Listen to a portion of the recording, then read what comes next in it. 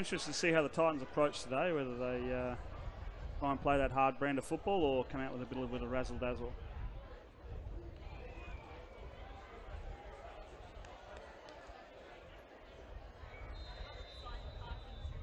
And the refs are giving the all clear for the kickoff. Oh, bit of a squib kick. So takes it about the 14-yard line. Clean pick up here. Brand Honda on the block. He's back to the 30. Hasn't got many blockers in front. Break to the outside. No. Oh, great tackle there. Number 20, Ben Detmer. So the Vipers will start at about the 27. Interestingly, it looked like Vinny and Brandt tried to block to the right, and Siobhan just went, no, I'm still going around that and trying to put the burners on. Out comes Ben Gastrov, and as you can see, that huge unit on the offensive line in front of him. Wants your mate to play quarterback again, JR, hey? With an O-line in front of you like that? Mate, not at 5'7", I wouldn't be able to see anything over that. 4 wideouts for the Vipers. Running back to the right. Drops back. Oh. Little hook pass to Brand Honda. Brand Honda. Doesn't often let those hit the grass. Brings up 2nd and 10.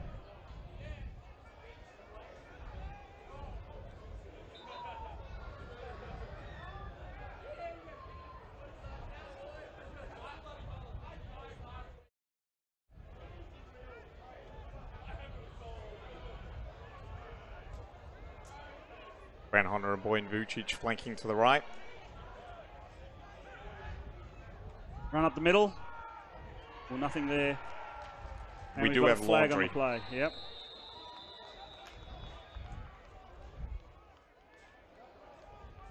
Normally when it's around that area, unless it's something in the tackle, it's pretty much bad news for the offense. Oh, signaling the other way. Personal foul, face mask on the defense. 15-yard, automatic first. Martin Muck with the white hat and the clear signals.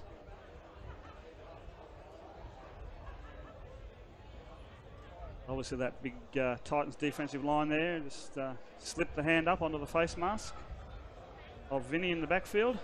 Hey, way to go, Hollywood.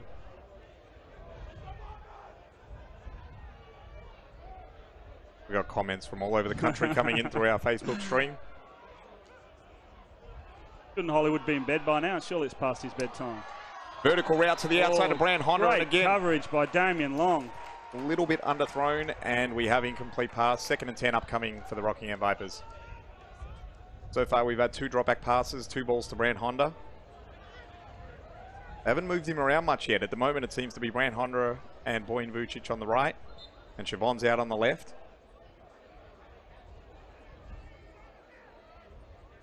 And we've got the same again.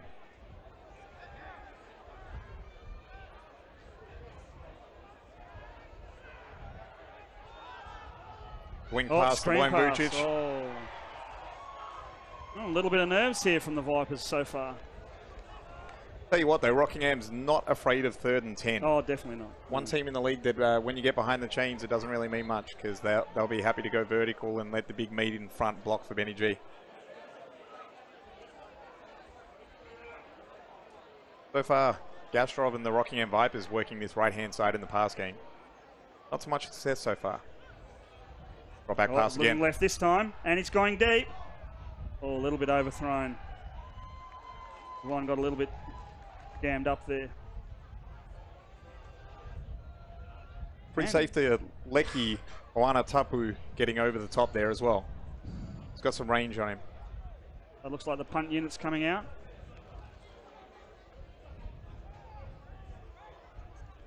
And look, it looks like they had the matchups there. Just the execution on actually hauling in the balls was what fell short there. I wouldn't see too much frustration on the sideline from the Vipers in between drives. Not often we see this, a punt from Rockingham on their first drive of the game.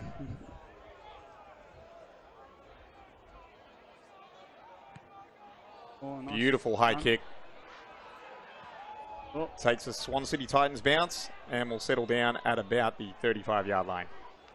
So, out come the Swan City Titans offense, led by Ty Henry. certainly been a double threat quarterback all year, with certainly connecting in the air, but also being able to carry it on the ground.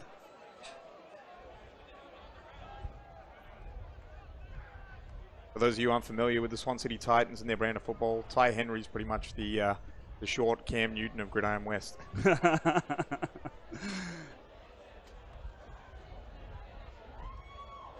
I heard his fashion sense isn't as good either. Yeah, hat game is not on point in comparison. We've got Ryan Ottens in the backfield, so a few of the other states will certainly know Ryan. He's played in 4 states this year and played in 3 championship games. Ty Henry will be doing a lot of audibles at the line of scrimmage, so they'll be checking off plays depending on what they see. Has been the case most of the year. Drop back pass. Scrambling to the right. No, he's got an open receiver. And completion for about 5-6 yards. Did look for going for a vertical post on the left-hand side initially before he was flushed out of the pocket to the right and found a dump-off option. Believe it or not, that's the first completion of the game.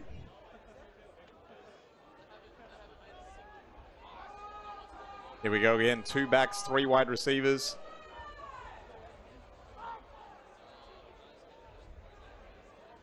Bit of a wing back there, as you can see on the left for the Titans. Ryan Ottens on the right of Ty Henry. Hand off to Ottens. No, back, kept it himself.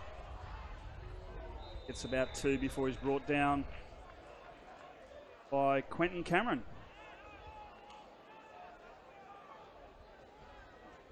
Third and short upcoming.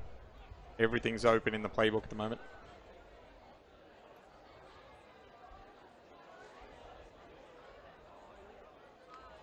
You thought the Rockingham Vipers O-line was big. The D-line's not much smaller, mate. Again, we got 2 receivers on the left. 2 men in the backfield for the Swan City Titans.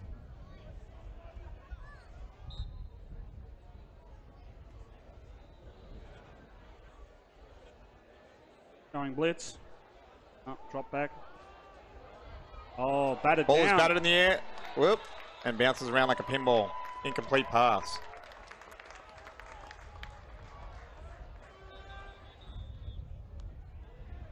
We've got Laundry on the field. Just waiting for Martin Muck and his crew to diagnose what's going on here.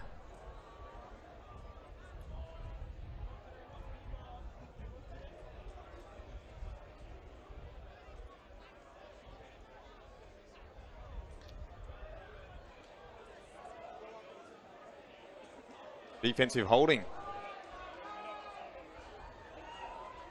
It'll be an automatic first down. So far, both first downs in the game. First down through penalties.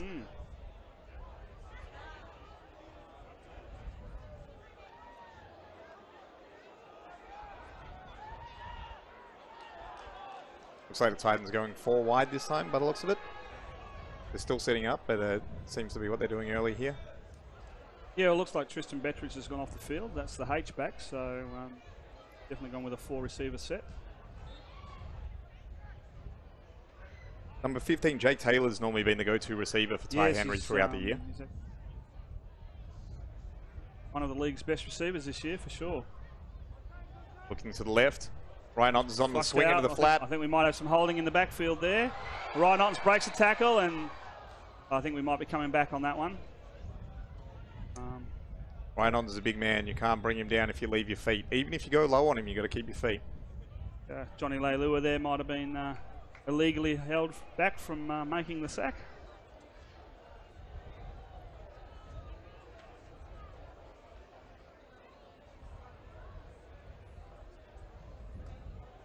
Hello, John Roy. This is pretty much typical football. So what we're seeing at the moment is a lot of 10 personnel or 4 wide receivers for the Rockingham Vipers spreading the ball around.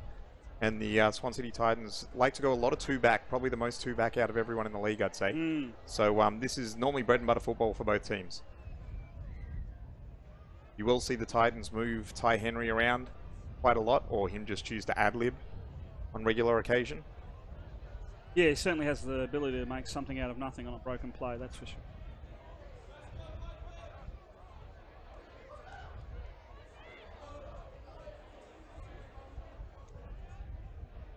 Looks like a 5-man rush here from the Vipers, but they drop one into the left flat.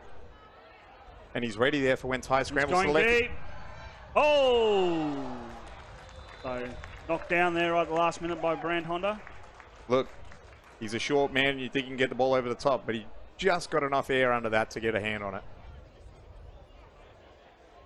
Brand Honda was actually the AGL tournament MVP in 2012 when the WA Raiders won a national championship. Can play offense and defense, and you have seen him being targeted for the Rockingham Vipers offense. One tournament MVP when he wasn't even 18 at the time, so not bad to put on that show with the senior football. In fact, you've got Brand Honda and Vince both playing, looks like both ways at this stage. Yeah, and Boyan Vucic sometimes makes So you'll see a lot of the secondary players also making an appearance on the Vipers offense. Again, 2 men down in the center, 3 on the edge. Looks like we're going for the option. Oh, he's kept. Oh, he's tried to get that out. I think there was early whistles, early whistles there. They might try. Normally, when there's early whistles like that, I think you'll have the ref say he was down before he fumbled. I think that's what he was calling. Interesting call. Look, brings up what I like to call 3rd and Guatemala for the Swan City Titans here. And you know that means that the defense will be bringing the rush when it's 3rd and 20-something at the moment. Ryan Otten's coming off the field. Probably just getting some water in before he has to come back out and smack around on defense as well. So quite a few two-way players here for both teams in the West Bowl. Yeah, especially considering the size of the squads. But obviously you've got to get your best guys out there on both sides of the ball. James Nanai with the high coach Kev. Hey James, how are you, big man? I think he's away working, so drop back pass. Oh, a little screen. So we've got Lyman in front of him. Ooh. Breaks one tackle, but still brought down well short of the first down, so brings up 4th and about 15. Looks like Brand Honda's already making his way deep to return a punt. And we all up, and Siobhan looks like they do actually normally send back 2 returners. 2 returners, yeah, one either side, yeah. Because otherwise teams try kick away from Brand Honda.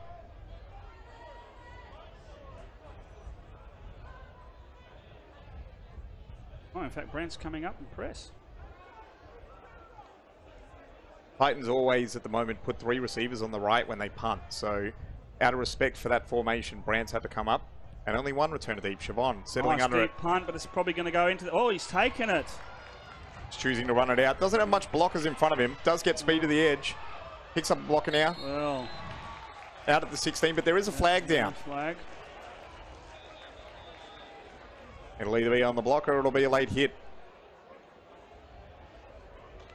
Now, I'm guessing because it came from the backfield that it's probably not a late hit. The 2 sideline officials that are standing over the ball at the moment aren't the ones really having much to say. You'd have to be thinking probably blocking the back, or...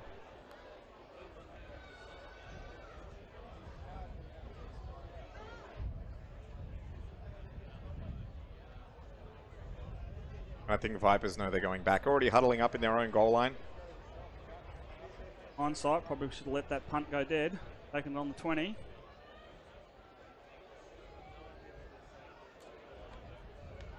Wait for Mark's call. Yep.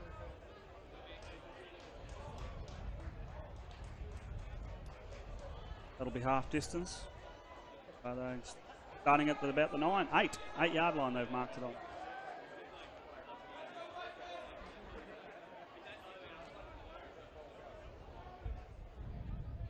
Four receivers again. Bit of a mix-up though. Siobhan and Boyan Vucic on the right, and Brand Honda's now moved out to the left. Yeah, I'm just wondering if they're trying to get Brand on that ISO against the right cornerback there. Well, it is the wide side of the field at the moment, and the free safety's into the boundary. Although he's immediately bailing over Brand Honda. Oh, he went for Boyan on the out route. No flag on that hit there, so even though Ben Gastrov went down after the pass, it will be 2nd down and 10.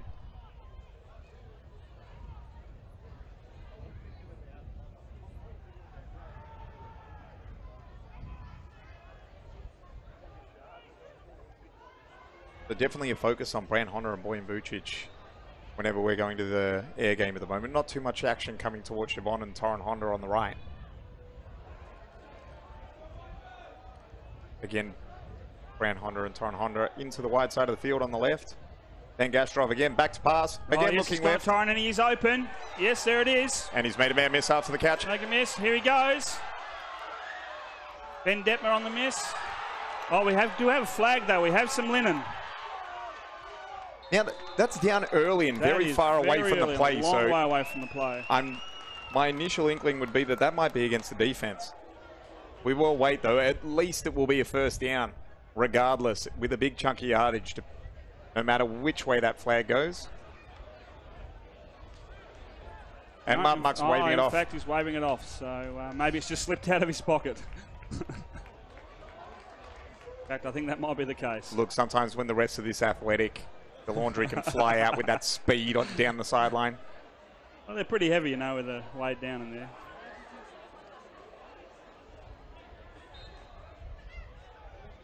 The Vipers with a first down all the way in the red zone at about the 20-yard line. So we knew it was coming. I mean, they'd gone that way every time, and matter of getting Brandt open. So now, all you got to do when they break the huddle is go, wear a Brown Honda and Boyan Vucic. All right, this time they're both in the slot. Well, no, Brandt's off there, so you got Torren and Boyan. Brandt's actually having a breather after that run. Time out by the Swan City Titans.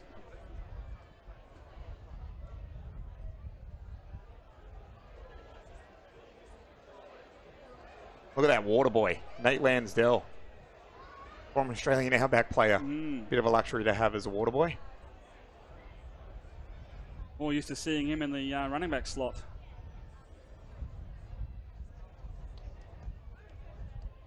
And look, not a bad water boy for the Swan City Titans either. You might see Brad Bennett. Oh, yes. Former Australian outback captain. Legend. That's right, yeah. Not sure about his hat choice, if you can see it. Looking a bit like a very tall Gilligan from Gilligan's Island. But you thought the teams were full of superstars. So there's some pretty quality H2O deliverers there, JR. Yeah, look, Bobby Boucher is not the only amazing water boy out here when you got Brad Bennett and Nate Lansdell running into the huddle. Yes, we do have comments on the live stream saying that Nate Lansdell is not only an amazing running back, but also good at playing a bit of a tune. Absolutely. Absolutely. Halftime show might have to be a battle of the water boys. I'd pay to see that. Oh, dump off to Vince. Good for a couple. In fact, more than a couple. We've got about 6 on that. So. Look, Vince is always one that tries to set you up inside and then get a bit outside. Absolutely, yeah. They still fall for the inside fake every time, though. Yeah. Likes to try and break a few ankles. Second and about 3 here for the Rockingham Vipers upcoming. How are we doing on Brandt Honda watch? Is he back on the field yet? Yes, he is. We'll be out to the right with Boyan Vucic. Javon and Torren Honda to the left. Vin in the backfield. A bit of a draw. Oh. And he's got a gap to the left, B gap. Oh. Looks like it's good for the first down here. That'll be first and goal upcoming for the Rockingham Vipers. Leki Ayano-Tupu coming up with the tackle there from free safety. Couldn't stop the first down.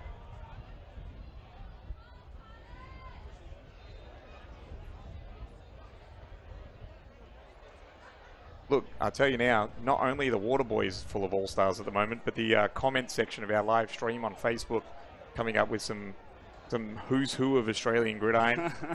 We got Moondog, we got Hollywood John Rowe, Herbs has popped up in there, so everybody's trying to get a bit of the West Bowl. Pitch out to Vinny on the left. Oh, he's broken tackle, but it's just enough to bring him down. So.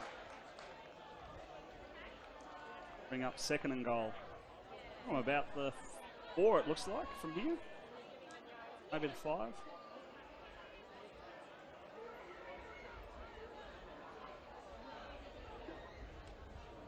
Going towards the apartment building end of Dorrien Gardens here.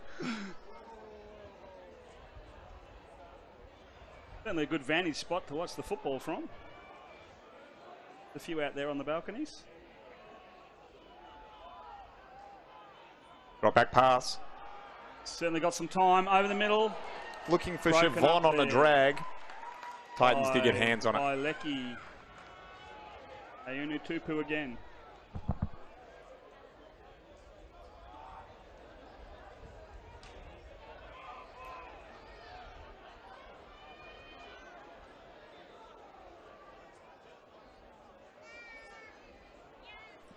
Wouldn't be surprised to mix up back to the run here. That Swan City Titans defensive line hasn't got a lot of rotation in yet, and you would think with the time of possession going in the Vipers' favour at the moment. Yeah. You know, grinding series this Low week. snap. Ben Gastrov gets it. It's gone wide open in the end zone. Definitely a coverage mishap there. Like Damien Long got caught out there at corner.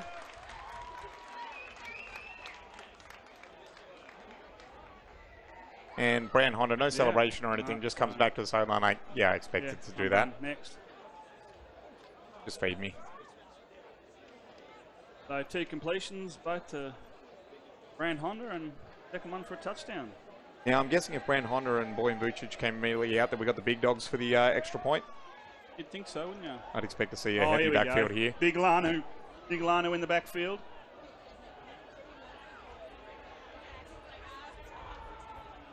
Who that is behind him? And they're saying he was short, so the score will be 6-0 to the Rockingham Vipers here in the first quarter of West Bowl 23.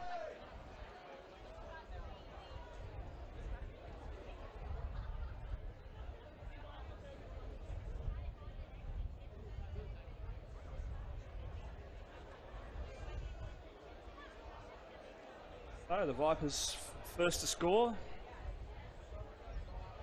What many people thought would be a one-sided affair today, but certainly the Titans have equipped themselves so far. So we've got some people in our live chat saying they have flashbacks when they see Brand Honda getting the ball in space.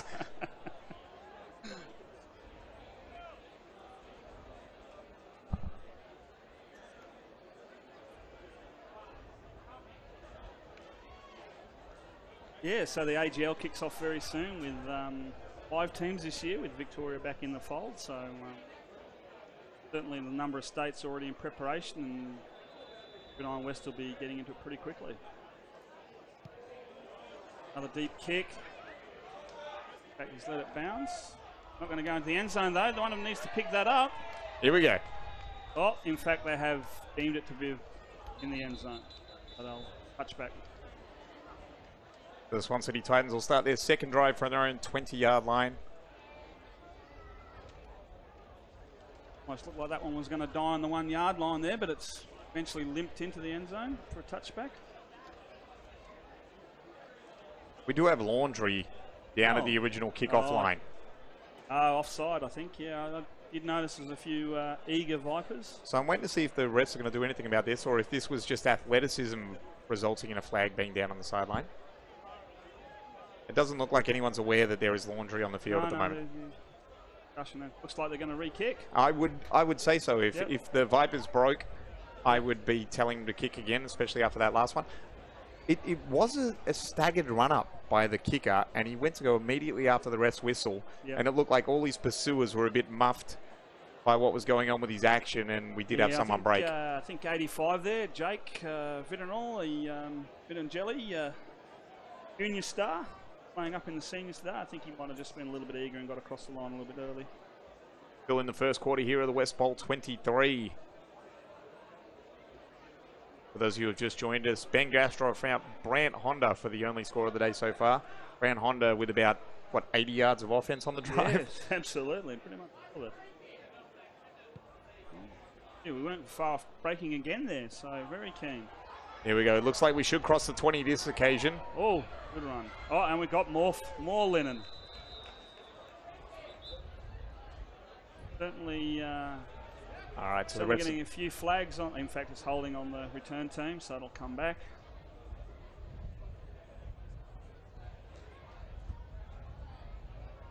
Waiting on Martin Muck to signal what we've already seen in proceedings here.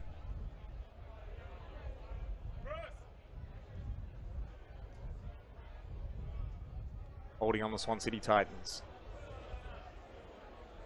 It looks like they will actually, by the time the penalties marched off, start back at the 20 anyway. Yeah, probably could have just put on the 20 and started 5 minutes ago.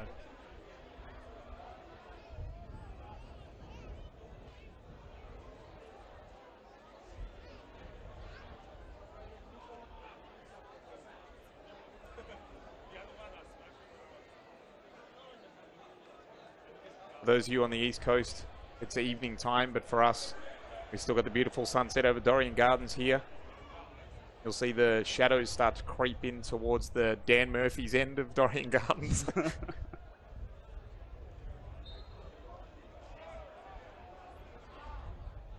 Four wide receivers for Ty Henry. Looking to make some checks at the line of scrimmage. Ryan Otten starting the drive on the sideline after having a long defensive drive. Screen pass there to the slot, 87.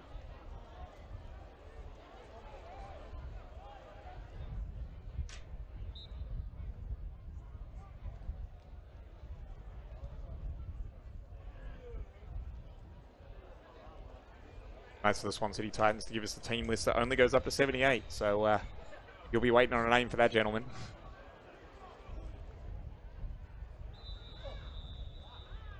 Short run. Looks like we'll have third and about medium to come.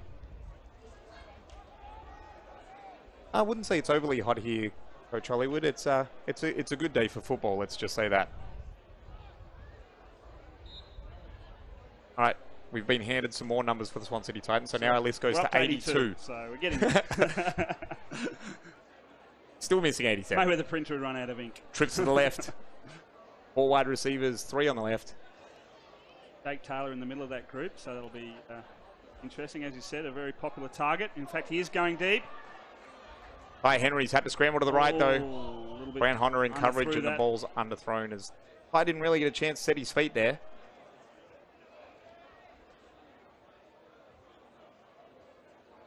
It's a deep ball to try to throw that corner out there when you don't have your feet set. That brings up 4th and 7. Ryan Otten's back to punt. And not only playing O&D, but also special team. Well, in fact, we've got a timeout here by the Vipers. I think they had too many men on the field, and Coach Honda spotted that and tried to burn a timeout rather than risk the penalty. Wonder if I don't think the punt's going to be landing near the end zone this time. So it should be a wiser decision for Siobhan to return if the ball remains in bounds.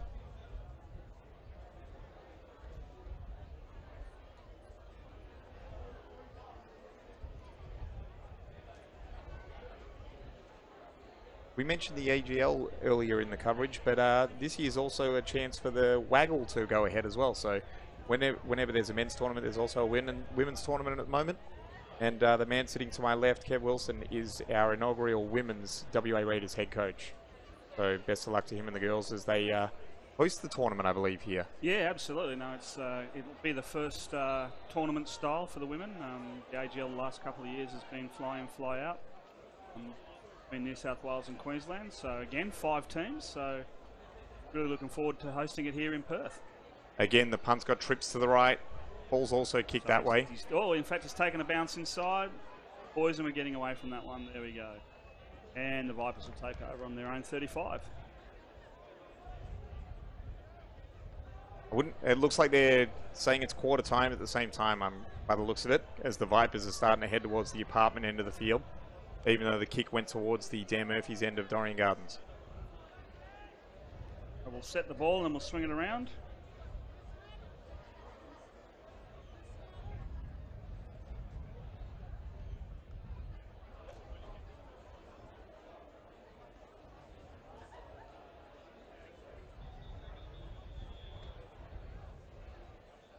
And yep, Mark has signalled quarter time down the other end of the field to the apartment end of the field, as JR has named it.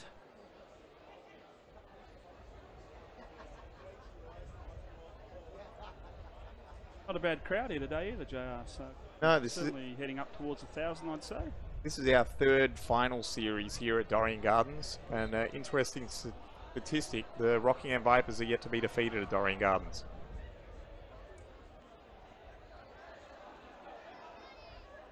Well, let's be honest, they don't lose too many places, so certainly over the last 4 or 5 years. That's trips to the right, swing to the right as well. For Vince Felicino. Nice, he's got some space. He's cut through. Great cut block by Brant Honda. He's going all the way. Look, and there we go. Brant Honda scored the first touchdown, but he may have made the block yeah, absolutely. that sprung that. An immediate cut block on the edge to get to spring Vinny into the flat. Looks like Corin might have got hold of his man out there as well. So it's easy to make a cut block when you're only 4 foot tall. Well, it's probably a standard block, really. So low. But great run there by Vince Valenciano. Looks like several of the Vipers players are busting out celebrations from the video game Fortnite after that touchdown.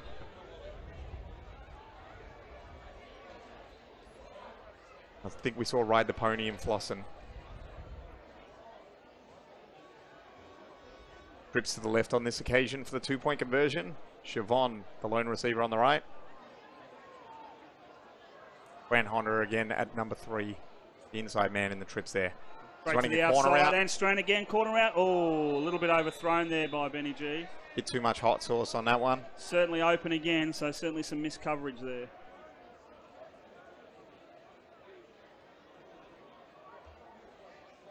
A little bit of extracurricular activity happening there after the attempt, but anyway, the big boys are heading back to the sideline now, happy. 2 plays the Rockingham Vipers go into trips, and 2 plays where it looks like they got wide open opportunities. So it looks like there's some adjustments for the Swan City Titans to make on defense as we kickstart the second quarter with a score. Rockingham Vipers now up 12-0.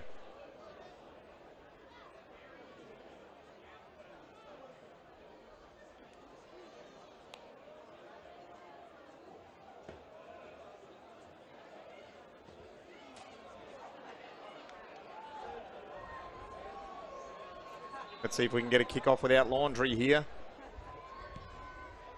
Nice high kick. Lovely. Hang time. Taken on the 5-yard line. Doesn't look like there's much in the way of blocking 15, here. And in fact, he's taken down at about the 17-yard line. Looks like every Swan City Titan choosing to make a second level block instead of a first level block on the return there. Yeah, it's no good blocking downfield if you haven't got the first man. Number 56 there for the Vipers. Name on the sheet. Certainly got down, made a tackle. And that big D line comes out again. As you can see, the shadows are starting to creep into this corner of the field. Grant Honda's catching some shade out at left cornerback at the moment.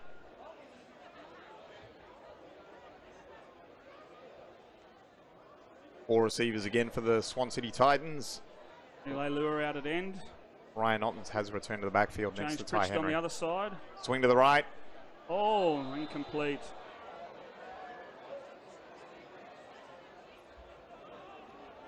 Probably might have been in a bit of a world of hurt if he caught that one anyway. Johnny Leilua certainly had a beat on him. Probably the only man on the field bigger than Ryan Ottens. That brings up 2nd and 10. All set again. Interesting the Vipers aren't covering 87 in the slot there. The Vipers like to go with a too high look and really rally on down to the ball. Oh, in fact, we've got a fumble, and it's a recovery. This could be a Vipers ball. In fact, it's signalling Vipers ball. Looks like James Pritchard might have come up with that one. And Ty Henry doesn't look like he's feeling too good after that whack. He's got a bit of a limp going on to the sideline as some of the Swan City Titans rally around him. Not the first time we've seen Ty Henry get a bit banged up on game day. I think he's had a bit of trouble with that knee all year, actually.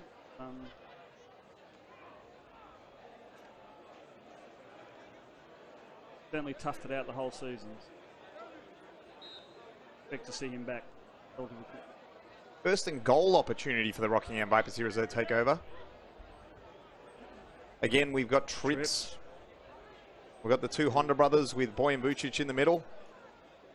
Grant on that inside again, so this could be the player who goes outside again. In fact, yes, it is. There he is. He's going to the corner. This time, oh! A hands on 20 from 22 while the ball's in the air, but there's no Laundry. Coach is saying the referee signaling uncatchable. Uncatchable. It was probably out of the back of the end zone. That's does it right in Brand's face like he was taunting him almost. That was uncatchable, mate. That's Stefan Mayolo. a junior player. So. Played with the junior blitz last year. Stefan's 17, so stepping up for the Titans this year at cornerback. He doesn't have an option there. The Swan City Titans didn't Absolutely, field a junior yes, program yes. this year. So they've got a number of junior players actually playing in their senior team, which certainly bodes well for next season when they try and put a junior team on the field. So. Ben Gastrov under center for the first time this game and just strolls into the end zone. Made that look way too easy. When you see Ben get under center, you got to be worried about that sneak. And you thought the O-line was big. The quarterback's not much smaller, mate. That's a load to bring down.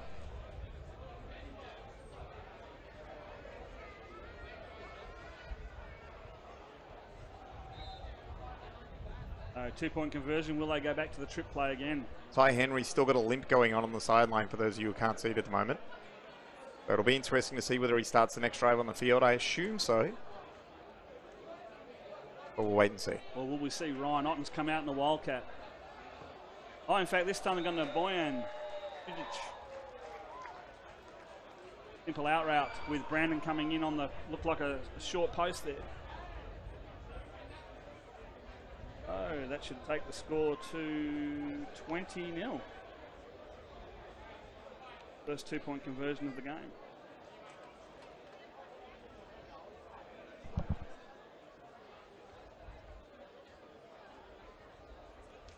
Second quarter hasn't been a friendly quarter to the Swan City Titans so far. As soon as we've flipped ends, we've had two immediate scores by the Rockingham Vipers.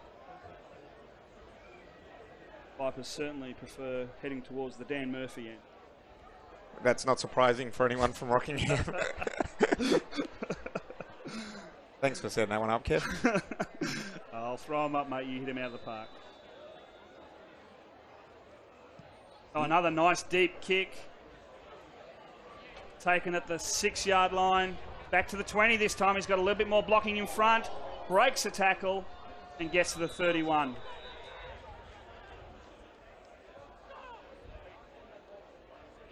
Probably need.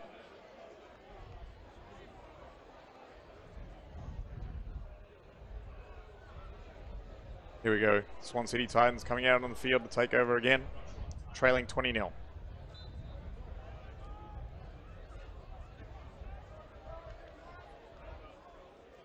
Ty Henry still in the huddle. Still looking a little bit ginger.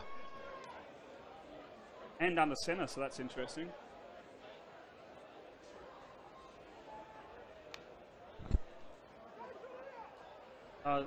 Lead play there. Tristan Bettridge on the lead block. Like it got broken up. 29, Luke Turner on the carry. Loss of about a yard, maybe a yard and a half.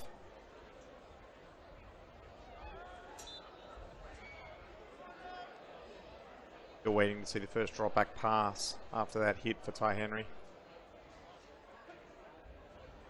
Back in the shotgun.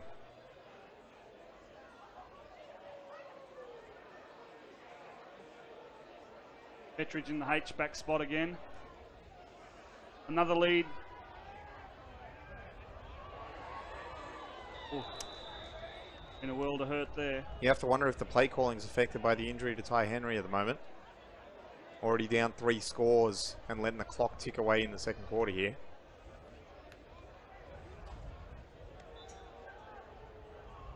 So that brings up third and about 15. Shotgun formation again.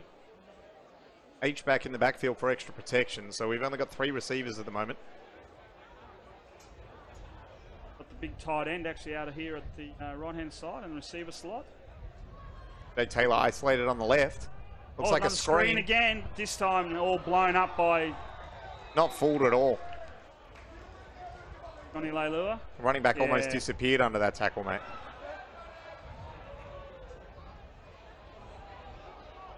And the punt unit comes out. That hobble to the sideline looks to be getting considerable at the moment. Certainly a big loss for the Titans. If I can't take further part in this game, or even if he's hindered by his injury. Yeah, just out of view of the camera, but definitely seems to be ginger still. Again, 3 receivers to the right as we punt, and the kick goes to the right as well. End over end. The squib punt there. Oh, actually picked up. Oh, probably Look, second thoughts after that. I like a player that backs himself, and Siobhan's definitely backed himself today. Yeah.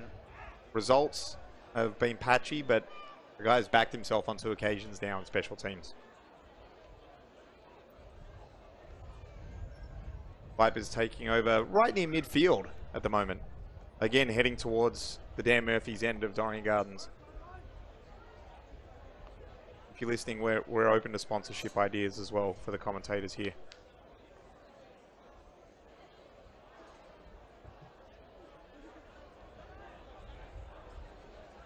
Vipers still looking to go with that trips look that's been successful on the last 2 drives. So again, we've got 3 receivers to Ben Gastrov's right. Interestingly, Siobhan's on the ISO, yes. Oh, Siobhan with the spin move. Oh, And a juke. And again. Oh, there we go. Out of bounds. So just a simple hook play, but got a few yards after carry there, and will be a first down on the 38. Back to 30, like they're setting it up on the 37. Now we've had a question if Ty Henry, number 2 for the Swansea City Titans, isn't able to return to the field. They normally go to Tim Cant. But Tim Cant, number 4, would be the backup option. He has seen limited action this season. Drop back pass again. Oh, Brown Honda, he's got a step. Open and he's in. So the trend continues here in the second quarter.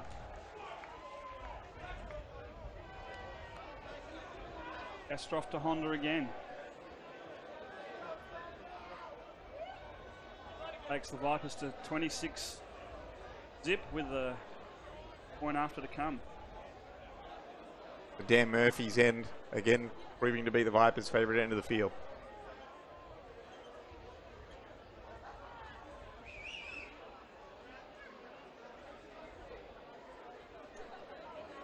Vince, Brand Honda, and Boyan Vucic all leave the field, so you know what that means. The big dogs are coming out to eat for the 2-point conversion.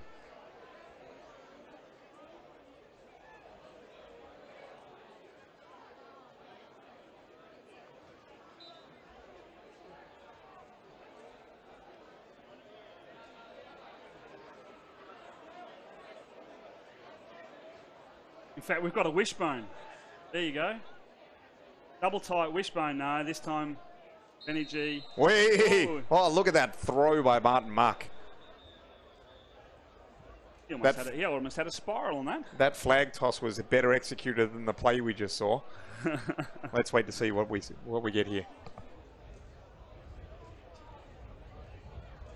I'm assuming that's going to be on the offense.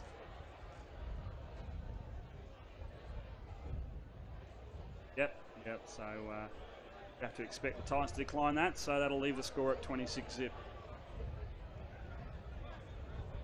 We head towards half time.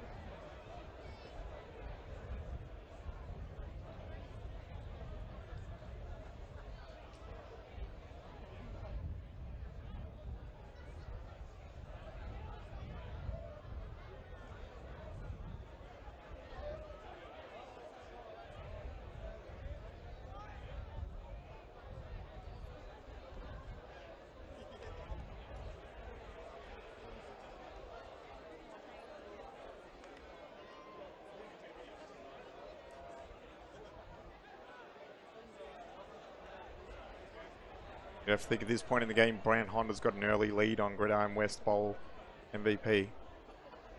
Two touchdowns and be in the running, that's for sure. And sprung a block for Vince to get to his touchdown as well. Another nice deep kickoff. Be taken. Oh, in fact, he's going to let it bounce. He's taking on the 4 this time. Taylor with the run on the guts.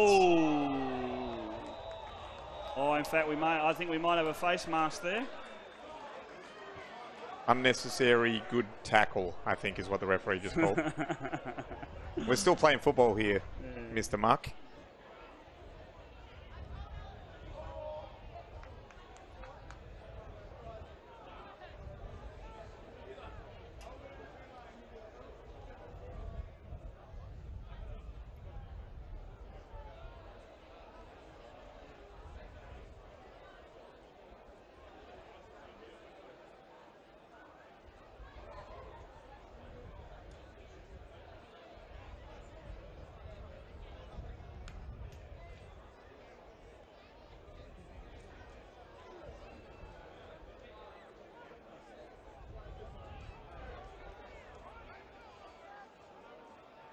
Ty Henry with the little bit of a gimp up to the line. 4 receivers. Back. A little bit more time. This. Oh! A little bit more protection that time. Had a little bit more time to throw the ball. Yes, sir. Johnson on the coverage there.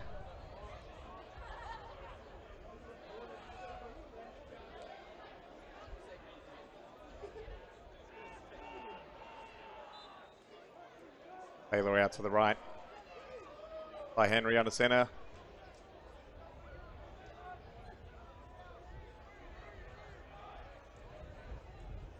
Drop back pass again. Into the left flat again. Not much of a run after the catch opportunity as the Vipers secondary swarms in.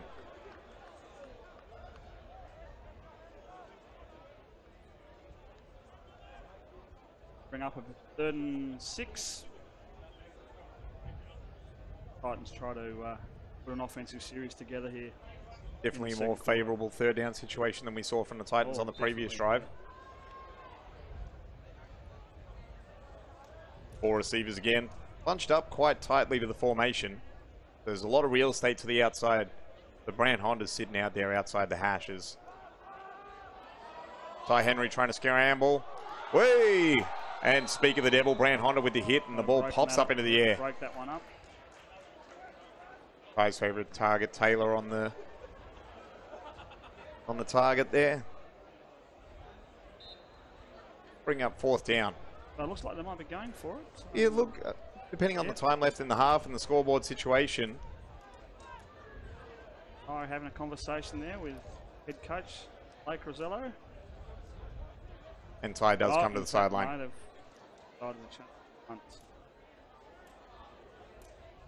Right, Knowlton's is a punter, so don't be surprised if he just pulls it and says, yeah, I'm going to have a crack at it.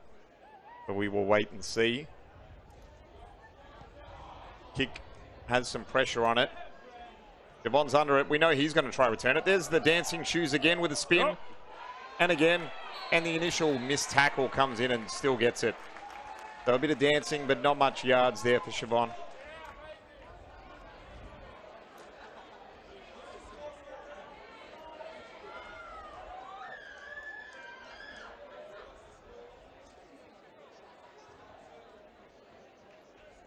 Matt James, just so you know, Chris Martin got called for illegal hands to the face more than he did for holding, mate.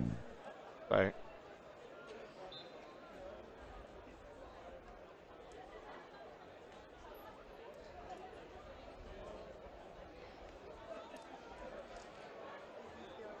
Vipers take over again.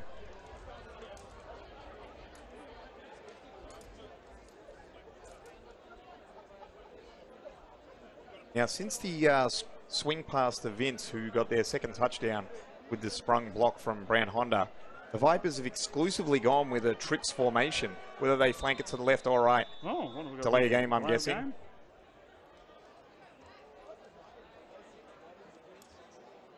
Did take a while to figure out what was going on there. It looked like an empty look, so we still had trips to the right, but we had twins to the left. With Vince playing like a wingback on the left. Yeah, well, I'm wondering whether they maybe didn't have the right personnel out there and a little bit of confusion.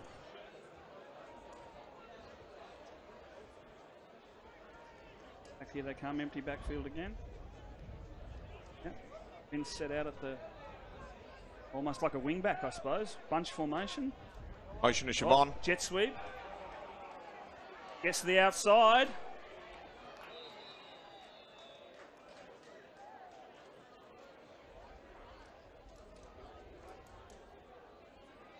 Honda brothers, underrated blockers, especially with Boyan Vucic as well. All 3 of them made key blocks to get. Fantastic blockers. So Siobhan gets the edge with some great blocks from the trips on the right there. Makes a big difference when you've got receivers that can block.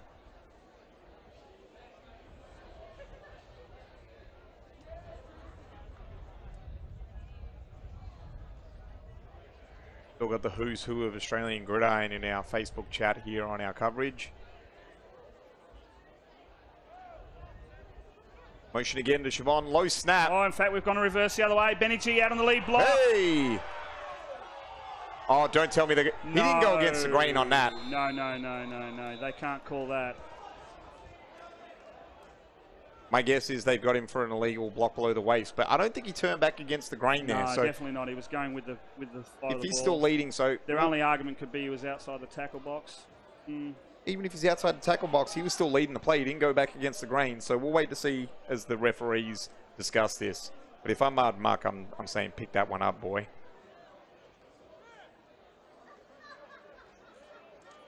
Big discussion going on here. I thought that was a clean block. So although he went low and below the waist, didn't look like he turned back in. And I think he's saying the same thing to the officials as Ben Gastrov now walks back to the huddle. No, definitely calling him for it.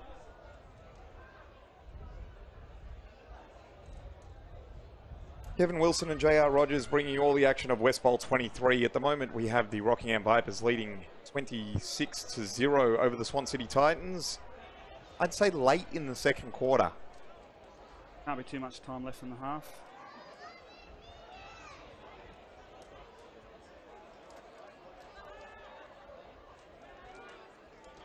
Again, here we go. Trips to the right. Javon to the left. Going deep, wide open. Oh.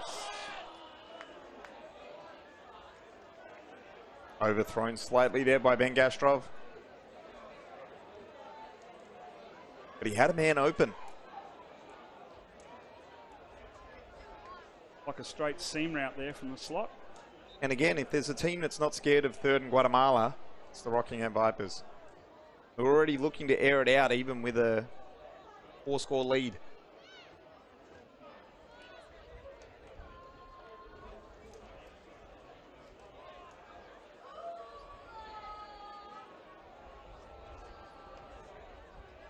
Titans have dropped back to a three-man line here in this passing down.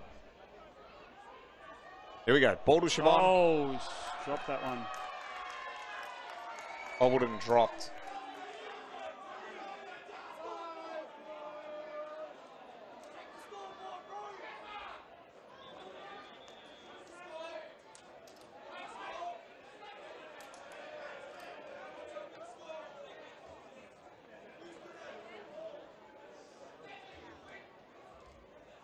Got a bit of a huddle going on at the moment.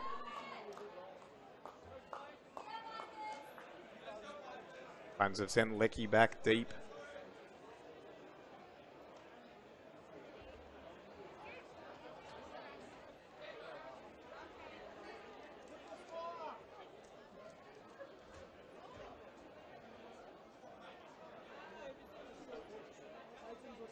I can do it.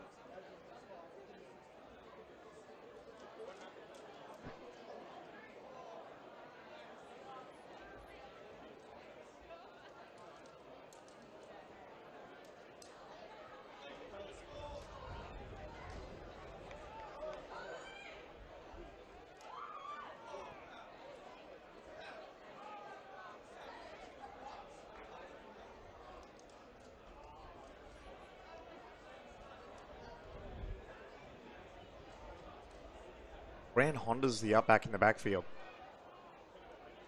Makes you wonder. Surely not a fake.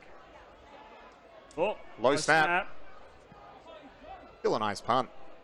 Lecky takes it at the 25. He's got some room. Oh, great tackle there. The ball security from Lecky is questionable at best. That ball's out there in the open. Physical freak. Up for grabs. Not the best at ball handling. Gets it to the 45, so 19-yard return. Titans take over again here in the second quarter. Points on the... You would expect a bit more urgency out of the Titans now as we approach half-time.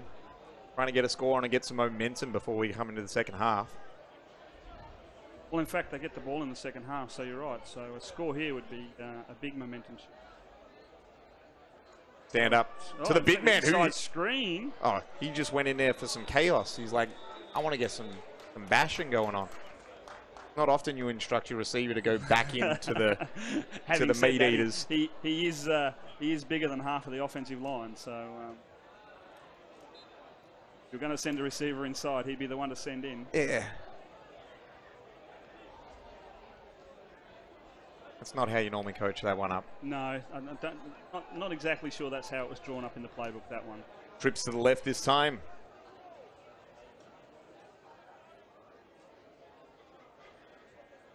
Five-man rush. Good pass protection. Yep. Oh! Brown Honda does not miss those tackles at the moment. He'll let you have that little 3-yard hook all day, son. Yeah, and I think that's the tactic here from the Vipers, isn't it? It's saying, you take that short stuff and we'll just come up and smack you.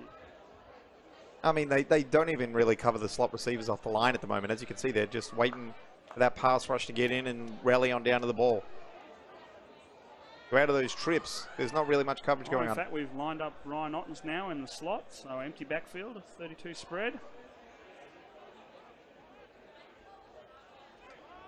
Bit more time again. Oh, nearly kicked off there. And Ty's got whacked again. Oh, that is not good. That knee does not look good.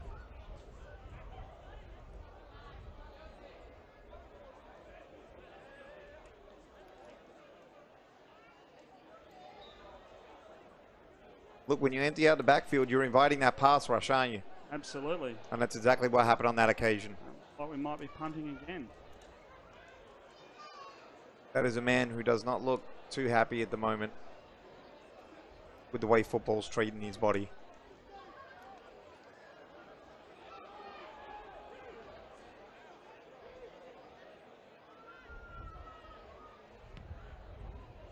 Nice high punt. Dribbles. You know Siobhan's going to pick that one up.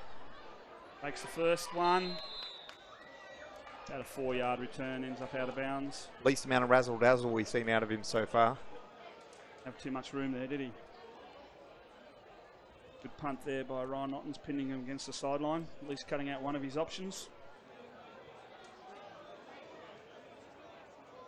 You can see Shade is now covering most of the field here at Dorrien Gardens.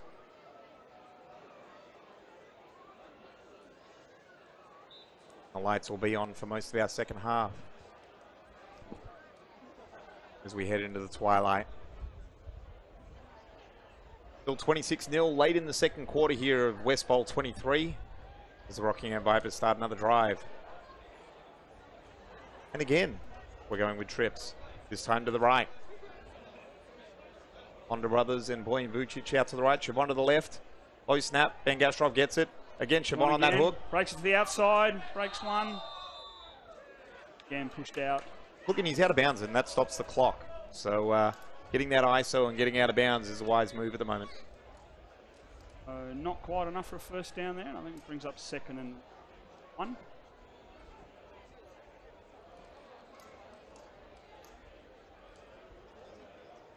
Just having a conversation again. Oh, in fact, we have. We've got roughing the passer. Back 15 onto that one.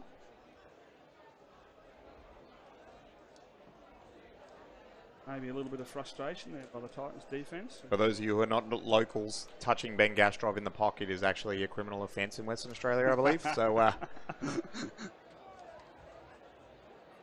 So, as you see, the chains have to move for that.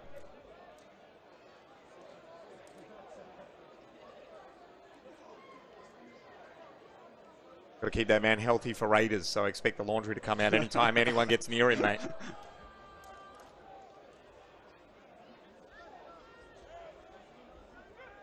Again, trips to the right. Snap. Oh. Whoop, ball's out. Forward pass. Heads up play there by Ben. Interested to see if they call him in the grasp. No, they are calling him. Look, Vince was in the vicinity, so there was a receiver in the area.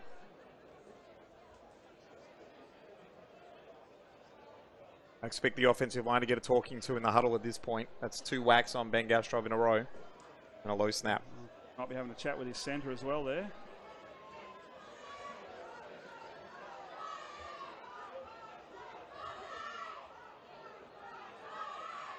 Here we go. A bunch of the trips on the right-hand side at the moment. I thought we had some early movement. Time. He's going deep. Boyan Vucic has got the catch wide on. Open. Lecky with the thump. Oh. That boy took a hit there. First down for the Rockingham Vipers. Looks like a timeout, so I'm guessing we are in the waning moments of the first half as Ben Gastrov comes over to have a word to Lane Honda.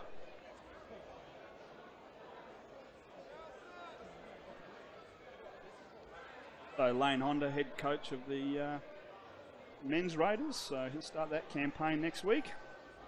Oh, and here comes the all-star water boy, Nate Lansdell. I think that bottle's got wouldn't you love Michael's to be secret stuff from Space Jam in it. Wouldn't you love to be listening to that conversation, right?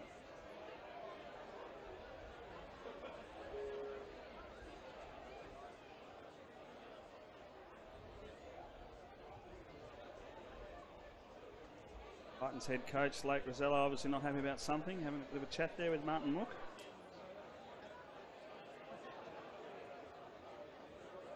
Maybe about the late hit. Used to the Raider rule.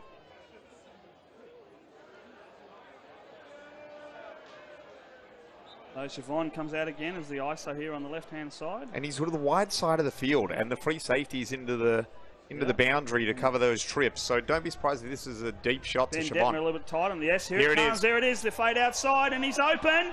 There it is. You would think the commentators know what they're talking about to see that pre-snap. It's almost like we called it, isn't it? We must have read the playbook. A little bit easier to see it from up here, though, unfortunately. So he'd been brewing with that one all day. So had gone on the hook 2 or 3 times, and that time he just beat his man to the outside and put the afterburners down. Benny G connected with the pass. Dan Murphy's end of Dorrien Gardens again proving to be fruitful for the Rockingham Vipers.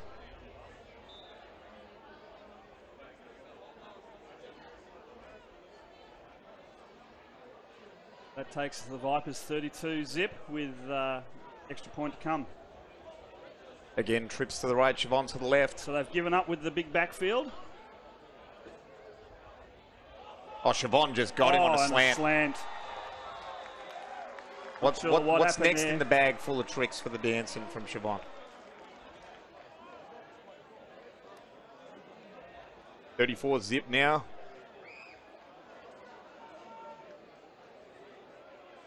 And it looks like, look, the Vipers offense has made an adjustment. They've overloaded one side of the field, and it looks like the Titans have yet to figure out how to counterpunch that. Oh, absolutely, yeah. I mean, they concentrated early on the brand Honda threat, and Titans probably adjusted for that, but the only trouble is there's a few other threats there on the Viper side of the field. Cut down one, and another one pops up.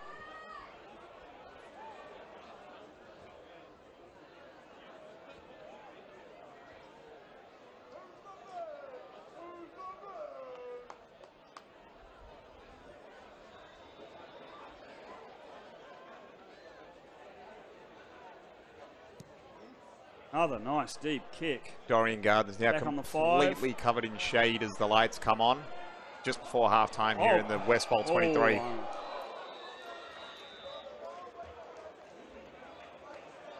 a bad return there, taking on the 5 and getting back out to the 21. We actually got a kickoff and kick return without Laundry for the first time in West Bowl 23, I believe. So things are moving along smoothly.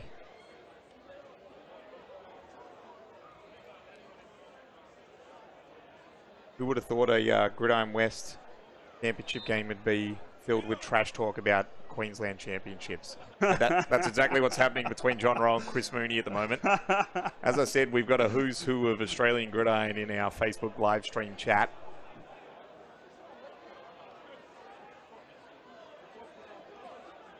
Game's, what, over 3,000 kilometres away, and Mooney can't help but talk about the Stingrays, can he? No, he's... 4 receivers. Run play, gobbled up quickly. That's Viper D-line.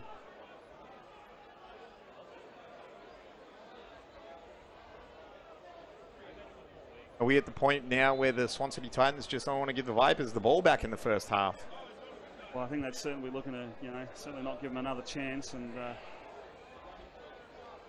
run some time off the clock and go and regroup at half-time, particularly with the Ty Henry injury.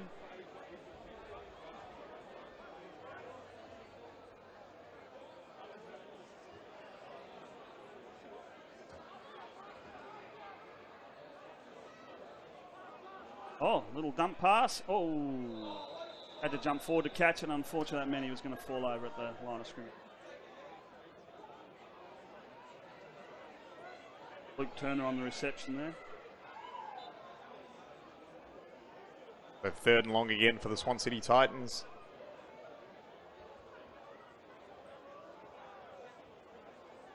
Everybody in Gridiron West plays a round robin 2 times through during the regular season, so this is the 3rd meeting between the Swan City Titans and the Rockingham Vipers. For those of you asking in our live stream chat, Vipers winning on both occasions. Oh, nice reception there.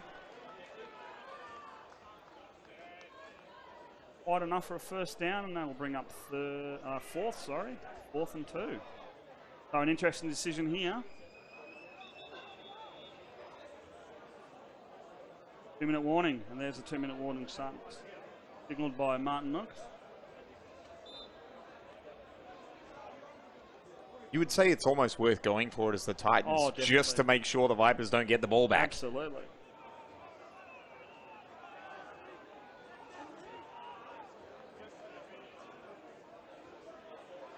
Grand Honda playing a little tighter this time, so certainly with the 4th and short.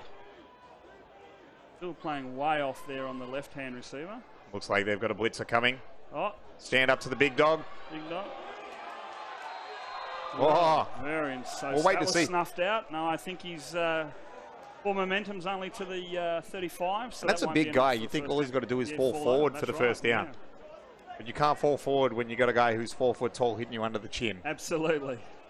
So definitely a copybook tackle there, and had a bit of help coming over the top.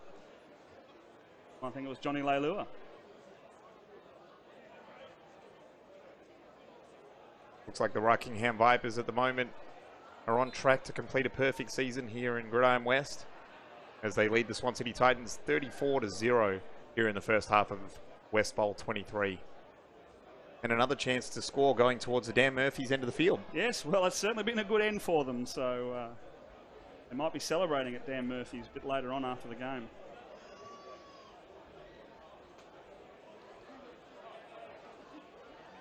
Then Gastrop drops back again. Plenty of time. This time the hook route.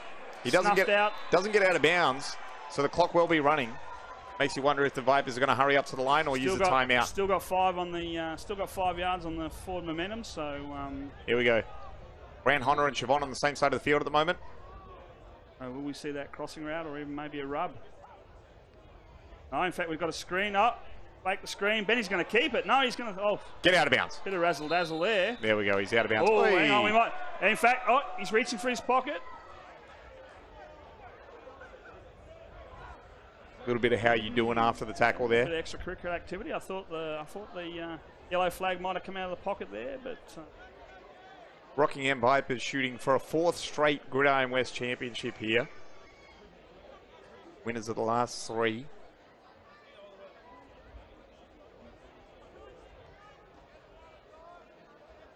Certainly, even at this early stage, looking like they've got it under control.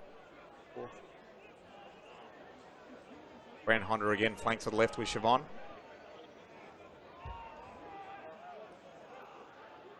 And Gastrov looking that way. Oh, in fact, high ball over the head of Boyan Vucic, who was running a post from the right. But the safeties for the Swan City Titans unable to complete an interception there. In fact, that was Ryan Ottens there on the interception attempt.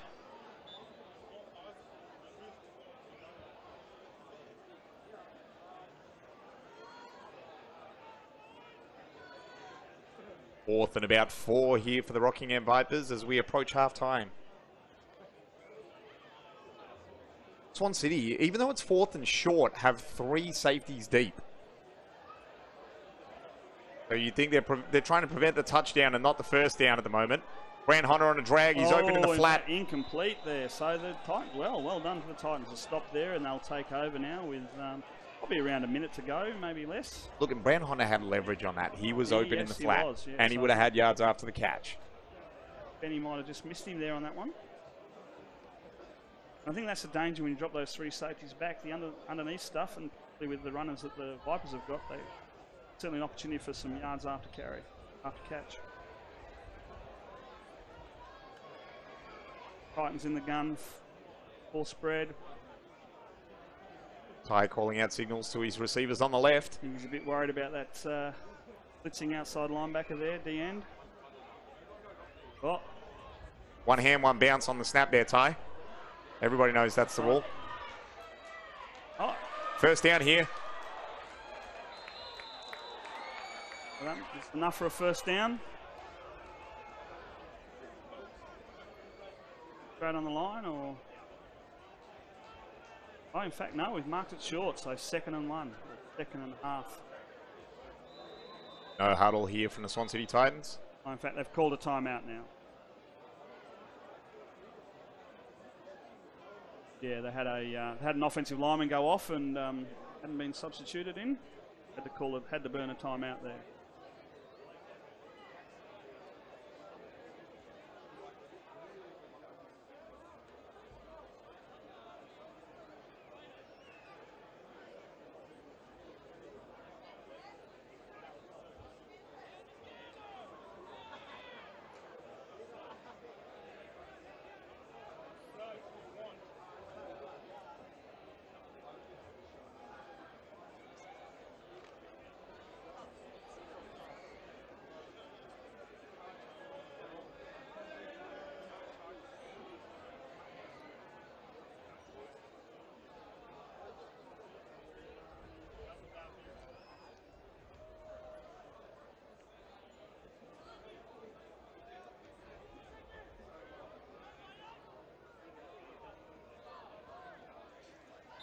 Otten's in the slot out to the right at the moment.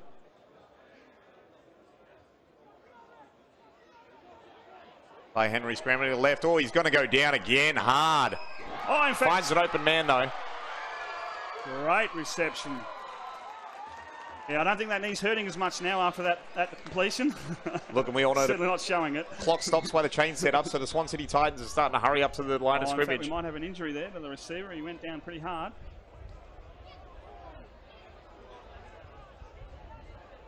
Swan City Titans across midfield, I'd say, for the first time all game. Yes, absolutely. So down into the red zone with a chance to score. And again, they do get the ball in the second half, so certainly scoring here before half time will certainly create some momentum. Another shout out to our all-star water boys. We got Brad Bennett, who's come out already for the Swan City Titans, and Nate Lansdell, both former Outback players. And somebody's given a shout out to Nate Lansdell's calf muscles. Nate might have retired, but his calf muscles haven't, that's for sure. No, they're still doing the work.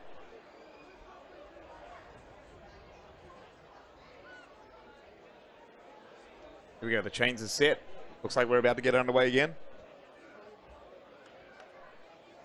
1st and 10 on the 22-yard line. Titans have given up throwing Brand Honda's way at the moment, haven't they? Choosing to pick on the other sideline, and yes, Johnson looking that way immediately again, but has to scramble to the right. Oh, wide open in the end zone. Jake Taylor. Wow, some more missed coverage there deep in the middle of the field. So twice they went over the middle.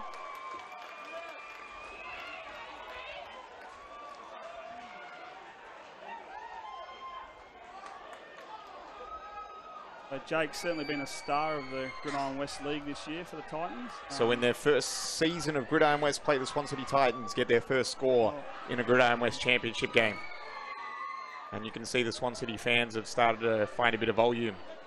Remember, they do get the ball back to start the second half, so this momentum here. Pretty good coverage there by Vince Vinciano. Gives them something to be happy about at halftime. Oh, absolutely. And then, as I said, going to the locker room with a score under your belt and knowing that you're getting the ball.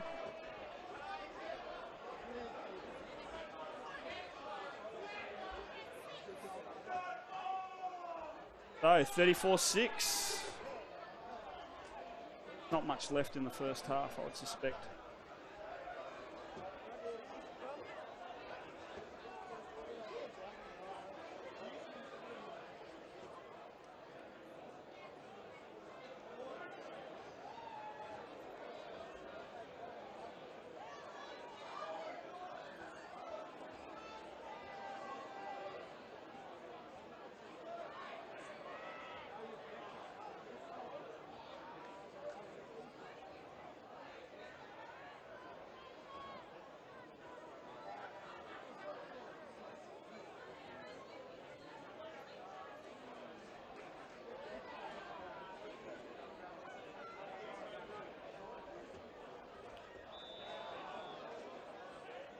Speaking of All-Stars, Gridiron West Junior game MVP. Munya Matenya in the booth at the moment. Oh, in fact, we've gone for an onside kick. Oh, well recovered there by Jake Fringelli. So yeah, we've got a guest commentator in the booth. He's probably, Munya, so I'll hand over to him. He's probably just coming in to ask for his money from you, mate. Where's his payments? Hello, good to be here.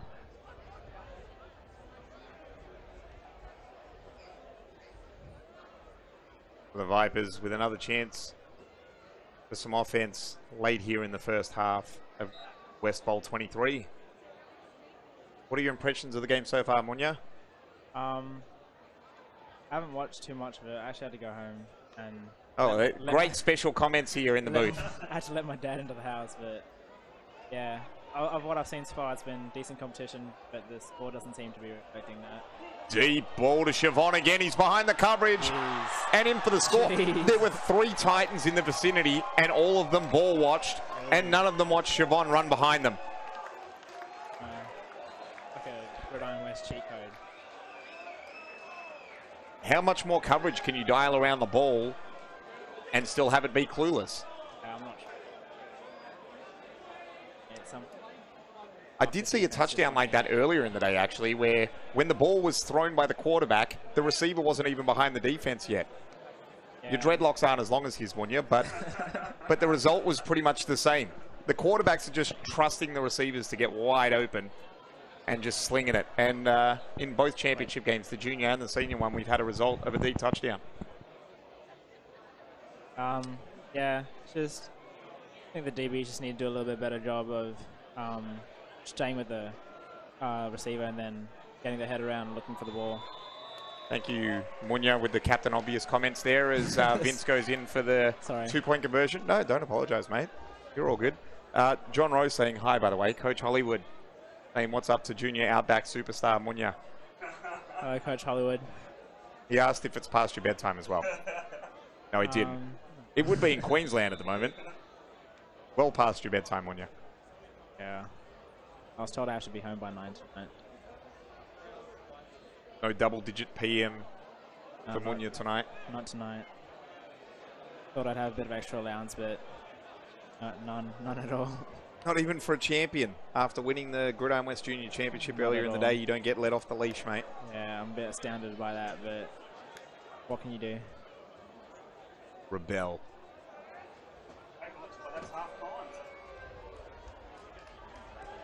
So the score at halftime is 42-6 in favour of the Rockingham Vipers, and the crowd are showing appreciation for the entertainment that is the scoreboard continually ticking over. Although, let's be honest, the scoreboard's been behind for most of the first quarter. We're having trouble keeping up with the score.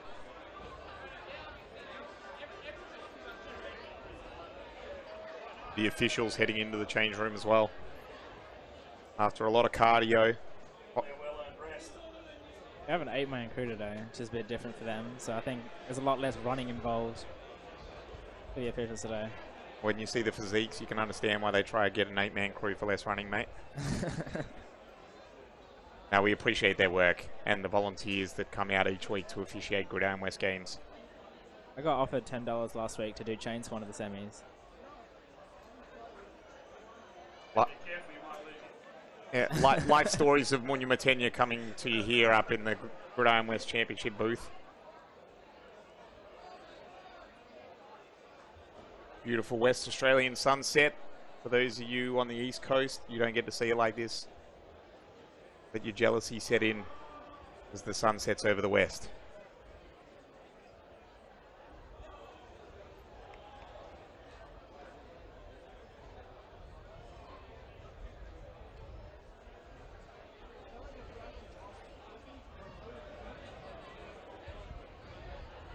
What looked like a tight contest at quarter time is quickly blown out by halftime as the Vipers just kept running down to the Dan Murphy's end of Doreen Gardens.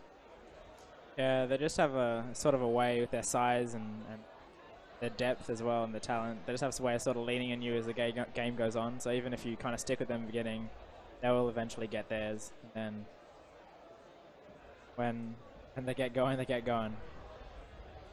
Momentum. It's a hell of a drug. Yeah.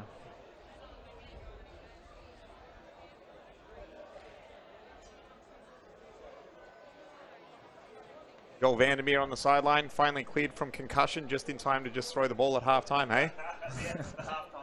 Yeah, halftime entertainment. Missed last week's semi-finals, but able to just chuck the ball around at halftime this week. So the doctors have finally cleared him to wear no shoes and throw the ball around on the field. Is that the concussion from the Vipers game? He actually ended up suffering 2 in 3 weeks. Oh. And the second one, the doctors said, no, you're a no-go, son. Oh, that's unfortunate.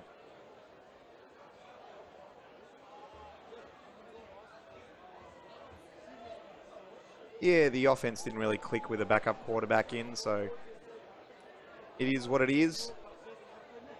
Yeah. And instead, we're blessed with his throwing at halftime this week, so you guys on the live stream get to see some... Quite a show. Well, I don't know about that throw, though. Here we go. The cameramen are caught up.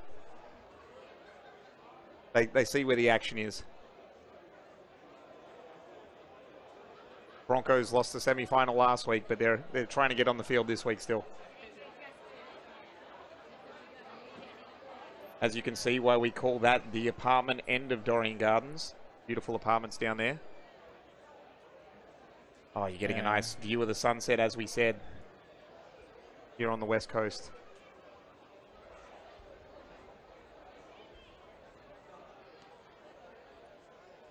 Lights are on.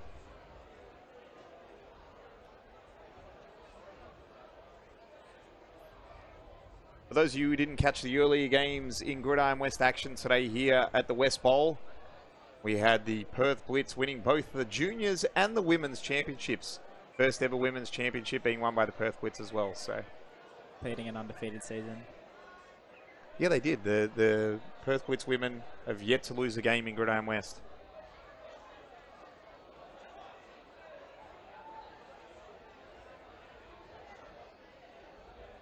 Women's gridiron for the first time in Western Australia. 5 teams in the competition this year, and I believe there's rumblings that the Rockingham Vipers may be putting a team in the women's comp next year, so expect that to expand to at least 6 teams. They're going to get a lot of imports as well. Look, I expect them to be. Look, they've already got a Honda who was playing running back for the Curtin Saints this year, and I've heard a grumbling they've got an experienced quarterback who's been down and throwing in some games. So the women's team may hit the ground running if the Vipers get one up next year.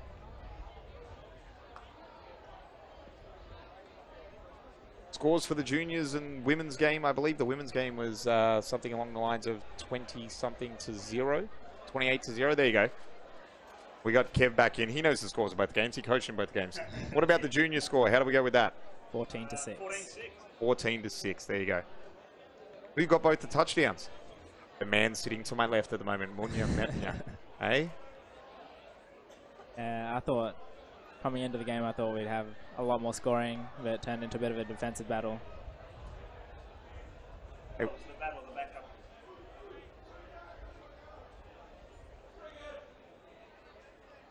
Yep, that's right. So for those of you, Kev hasn't realised he doesn't have a mic at the moment, and it's on Munya. So in the Gridiron West Junior West Bowl, we actually had both teams without their starting quarterbacks for most of the season, as both of those quarterbacks have headed over to the US to play some college football. So bit of wildcat going on from the Vipers today, with Baby Crooks in the backfield there. And I tell you what, the boy you had in the backfield looked actually more like a quarterback than Metcalf does at times. Oh, definitely, definitely. Might rather pass it than throw it.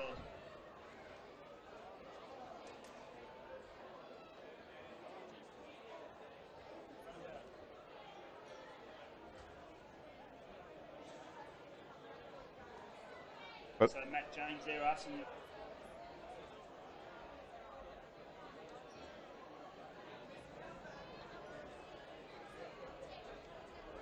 Don't tell the refs that, mate. I want a second half of football. Does the clock return to a normal clock if they get the deficit back underneath 36? Yes.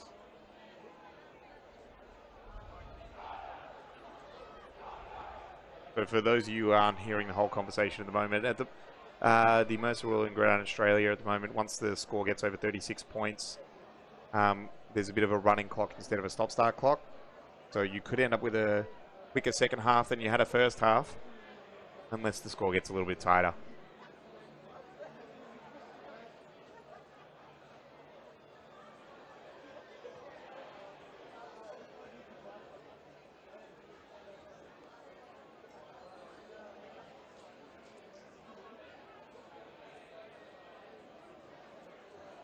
The women's grand final had quite a crowd. I was sitting in it, and I was a bit shocked by how much noise was going on. A lot of people are happy to see women's gridiron in Western Australia, and I, for one, agree. Yeah.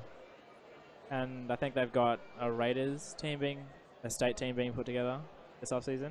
They do indeed.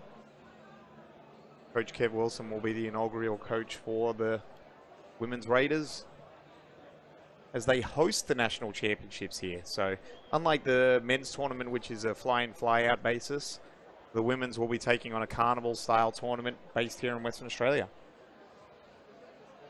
Should be one to watch.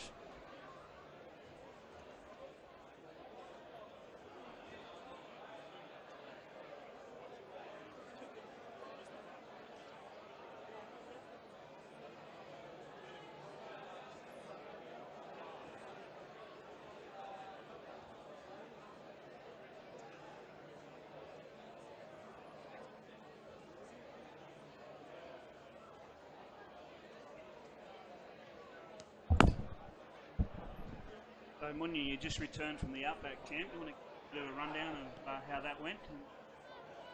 Who's Sean? Really good experience. A lot of hard work involved. Running 2 days for 4 straight days. So training, 2 3-hour training in the morning and a 2 3-hour training in the afternoon, along with like meetings.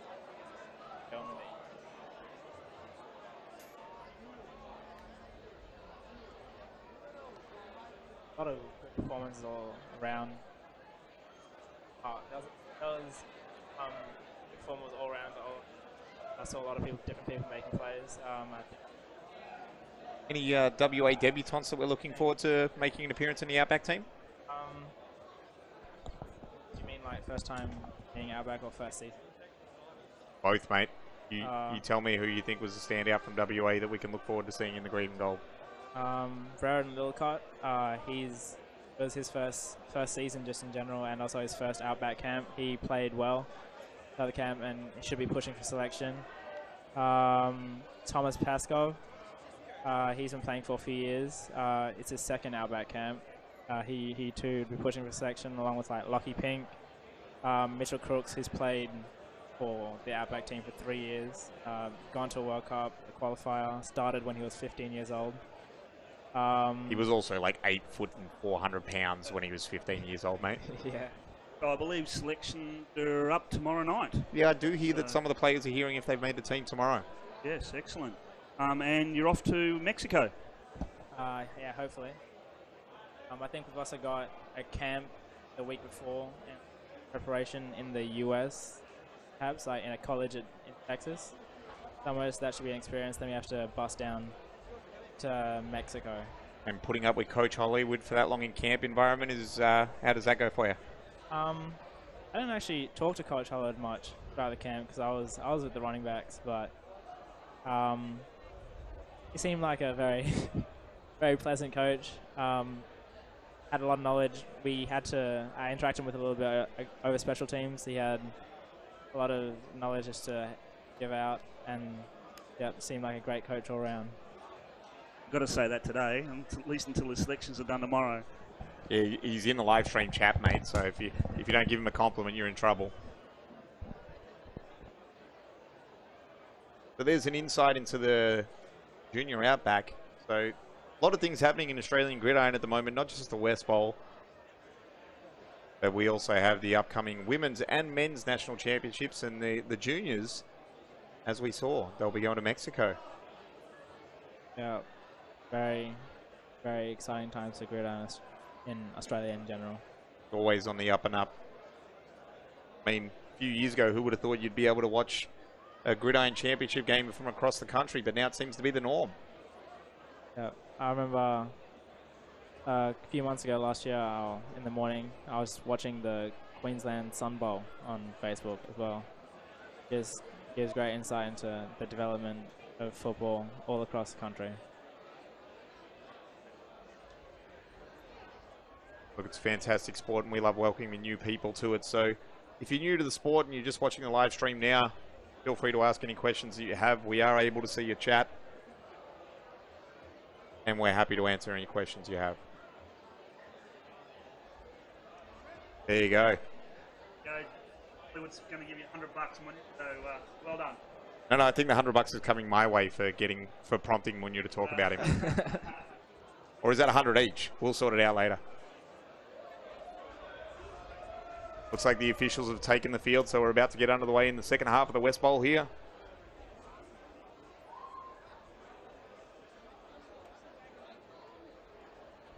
And it looks like the Vipers are choosing to go to the Dan Murphy's end in the fourth quarter. After that second quarter, why wouldn't you? I'd just like to draw some attention here to the leg of the Vipers kicker, Chris Gale. I've played with him on a state team. I don't need to talk yourself up, Munya. Let's just talk about him, yeah? I've seen him kick 50-something yard field goals in practice, just like it's nothing. So expect this. Is he right or left-footed? Boomed. Right, I think. Pressure was on. He's like, I'm going to wait to see him do his walk back. I'm pretty sure he's right-footed from what I saw in the first half. Didn't mean to put you on the spot, Munya. That's right.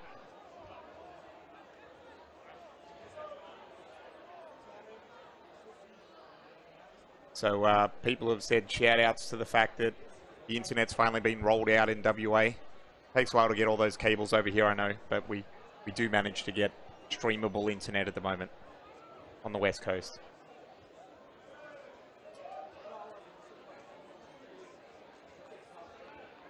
And the Munya fan club has now hit the live stream chat. I'm pretty sure the headset's not going to be able to fit him anymore if his head keeps swelling at this rate. So another state-bound ex-Raider, although he's over there. Hey! Nico Burns, so g'day Nico. Big hits on special teams, and he just stands over his victim.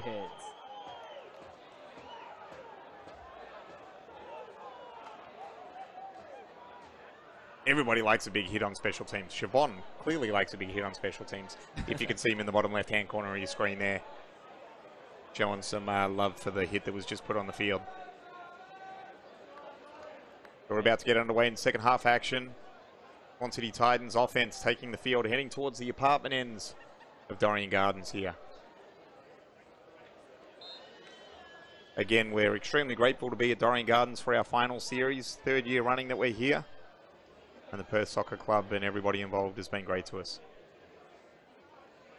4 receivers for Ty Henry. He's back in the shotgun. Little screen out to the right. But as per usual, that Vipers defense rallies up to make the tackle. Linebacker just showed some great sideline speed, making play out on the edge. Second down and about 8.5 upcoming. Doesn't look like we're getting a huddle from the Swan City Titans here. Hand signals coming from Ty Henry. Trips to the left. Flank to the right in the shotgun. Drop back pass, scramble to the left. Again, we got that short completion, but an immediate tackle from the Rockingham Vipers defense. Looks like about 3rd and medium here, 3rd and about 5. Upcoming for the Rockingham Vipers.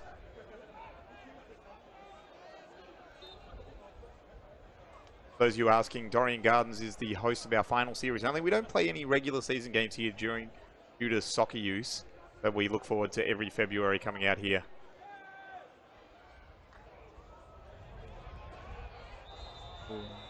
Watch the spot here. We are close to a first down, as you heard from Munya. We got an early signal there saying move the chains. Swan City Titans first down. Again, not going to a huddle.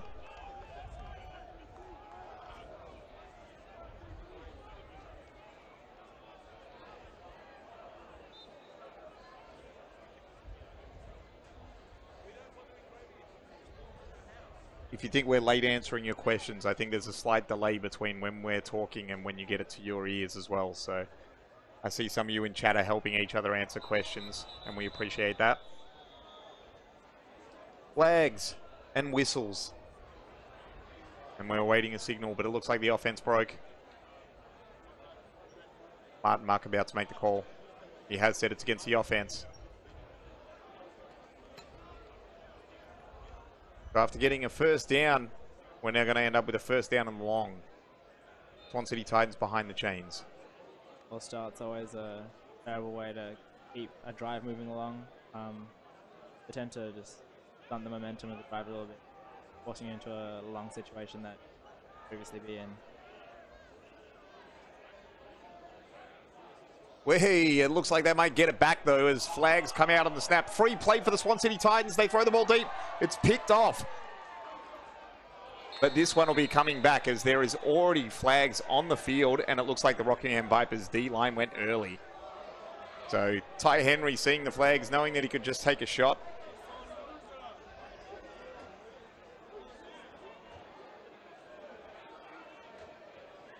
Swan City Titans looking like they're trying to get into the second half, knowing they need a lot of possessions and trying to go no huddle. And you're not going to close a 36-point deficit if you spend too much time in the huddle, are you? I think they're also trying to counteract the running clock a little bit by trying to take as little time as possible between plays. You're also, get it under 36. You're also giving them credit thinking that they know there's a running clock as well. Just because we know doesn't mean they know on the sideline. But we will assume they do for the time being. Martin Mark and his refs having a conference.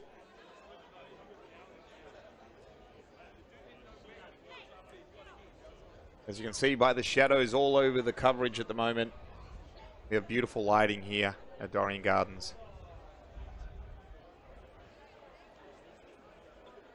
Grant Honda giving his opinion on what should be happening here.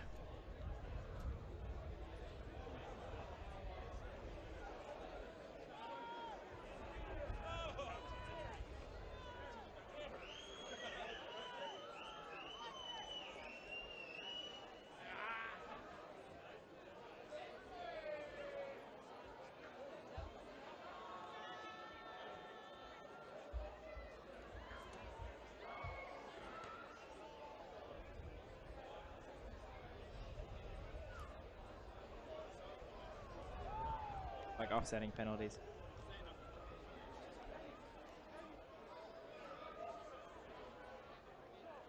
Which will be replay the down, which means the interception still gets wiped off the board. And it will still remain Swan City Titans ball. For those of you wondering, oh, there we go. Look at that. Look at those calf muscles bounding across the field.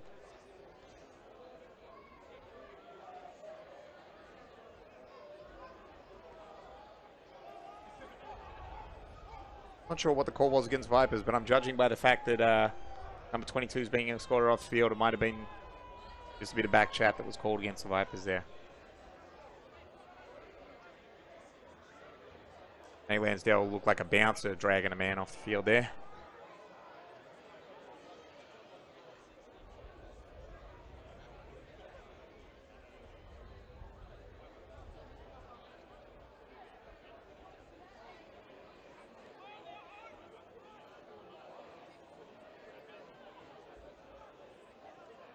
There's still discussion going on the sidelines from the officials about what's been happening, so I think there's a bit of extracurricular activity as well. Just filling in Lane Honda as to what was happening on the far sideline, I'm guessing. Just out of view of your camera at the moment to the right, the conference that we have going on with the coaches.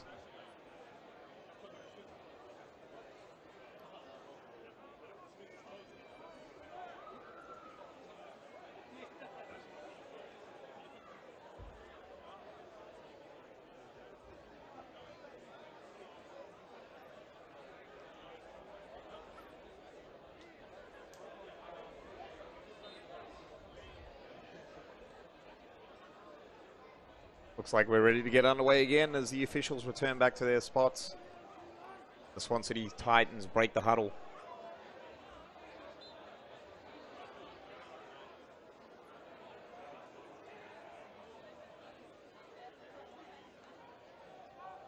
Pass out to the right.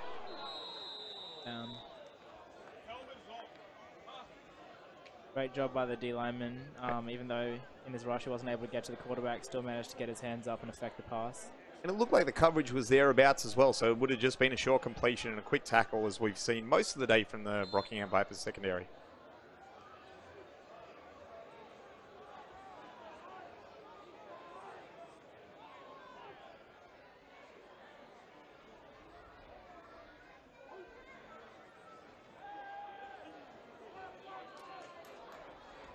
Ty trying to navigate the pocket. There's a helmet on the floor. Flags flying in. Yeah, when there's a helmet in the middle of the field, you wonder how it got there. Ty Henry down again.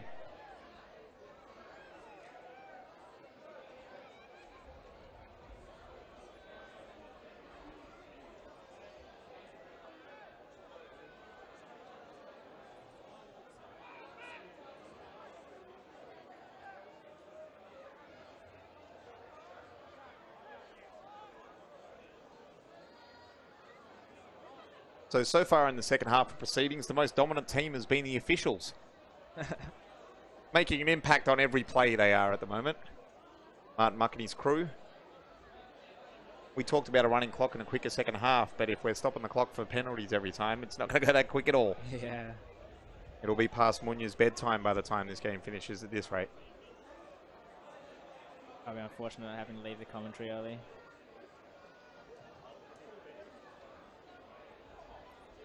Mum and Dad, if you're watching the live stream at the moment, please give us permission to keep Munya a bit longer. It's the most enthusiastic colour commentary you can find. Sarcasm intended.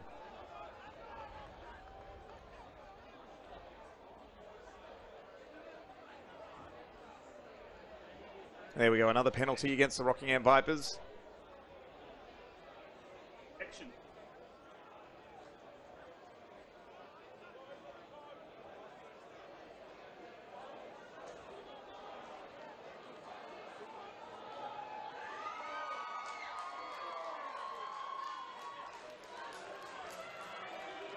Automatic first down.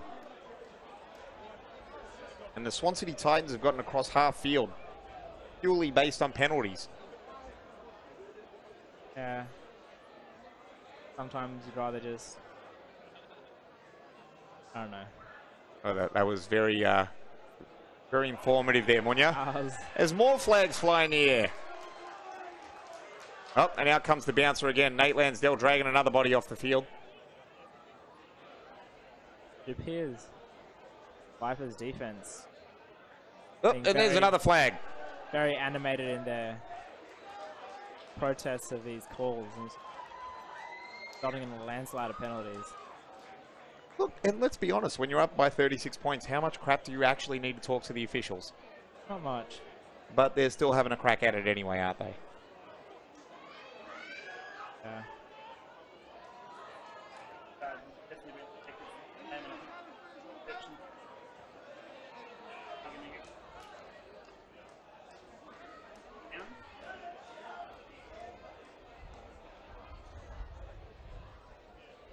This is one way to get your reserve players involved. Getting all your starters ejected really gets more people involved in the game. Yeah. And that's another first down to the Swan City Titans, as you can hear from the crowd. Looks like a few teammates.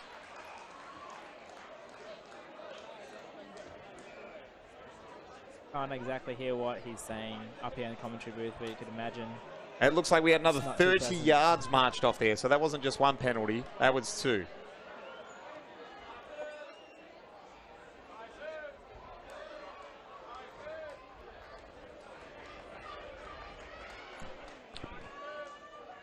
Kev's still not realizing he doesn't have a microphone, unfortunately.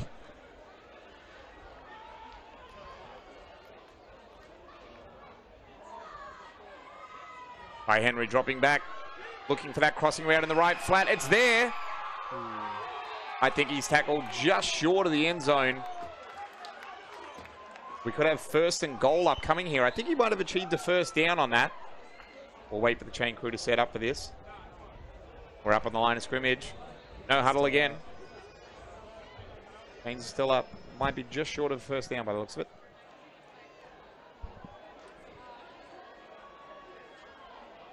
Four receivers. by Henry in the shotgun. Pass again. Scramble to the right. Dump into the end zone. Touchdown, Swan City Titans. All right, and on that note, I'm back in the seat, and Munya Matemian leaves us, so off to bed. Send him to bed, Hollywood, and make sure he's rested up for the trip to Mexico.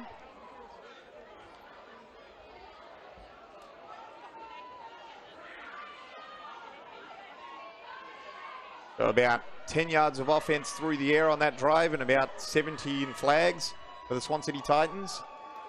So we know the game plan moving forward. Yeah, more flags. Fire up the Vipers D-line and get them ejected. Yeah. If they stick to that game plan, they may just catch up.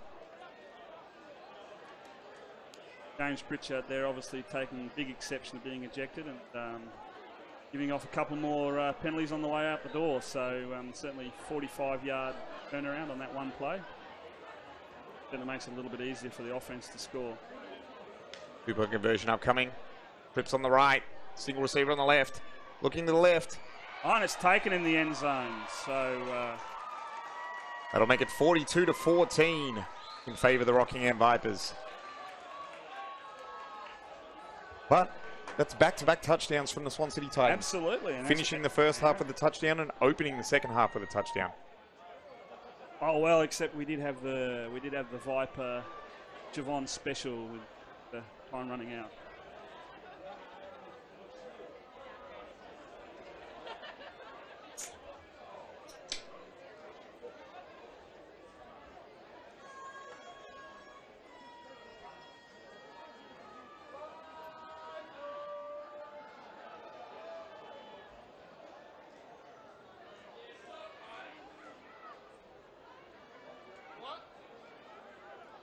Yes, Hollywood, just the one ejection on the play.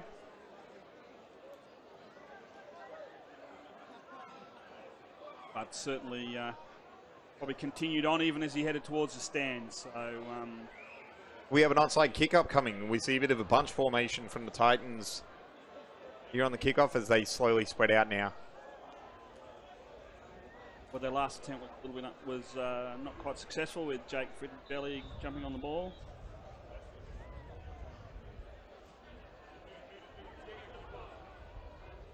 Going deep.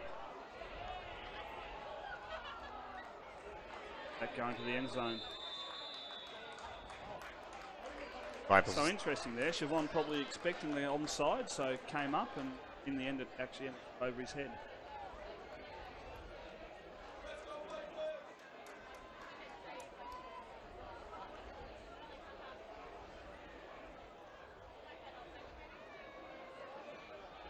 Vipers offense coming out for the first time in the second half here.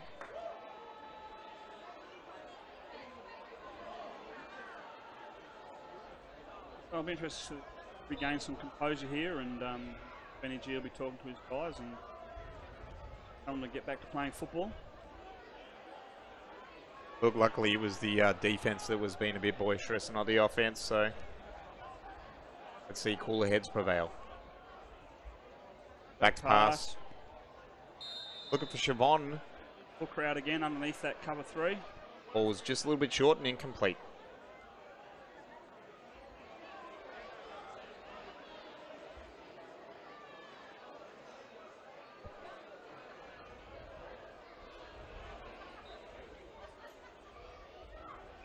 A few people are asking, yes, the live stream will be available on video after the game, so able to see that on the Gridiron West website.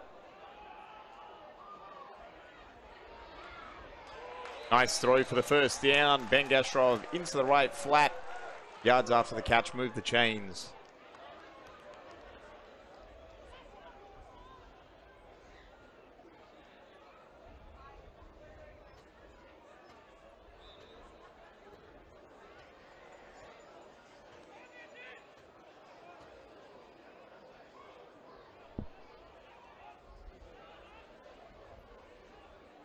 Back to a 2-by-2 look in the four receiver set from the Vipers this half. They did play most of the second quarter in a 3-by-1 when they went to a spread. So yeah, so interesting. Spread the Titans out again, and That time to Torren Honda out of the slot.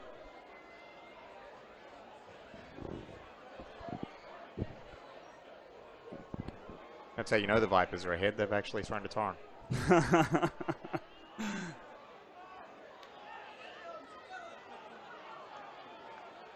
And as we say it, here comes the 3x1 look. So trips to the right, Siobhan to the left. Torren in the backfield. All out to the right and incomplete.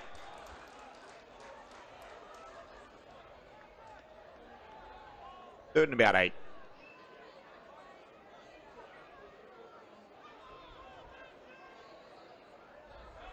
So not bad coverage again by Stefan Maiolo there for the Titans.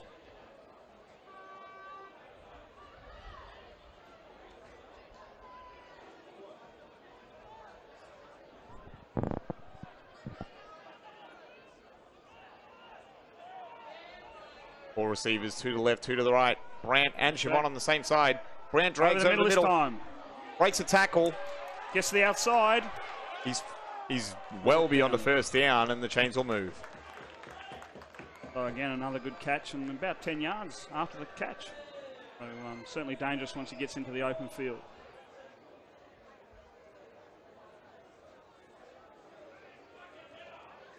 A lot of people to see. Happy to see Gridiron West football broadcast live to you on Facebook.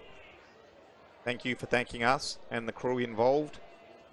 We're just the beautiful voices talking here, but we're not the ones doing the hard work. The dulcet tones. High Tide Media are the ones doing most of the action. You can see that in the bottom of your feed anyway. Here we go.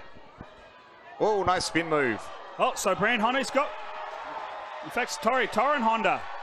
There you go. Finally, eventually brought down at the 14-yard line, but we do have some linen back at the 20.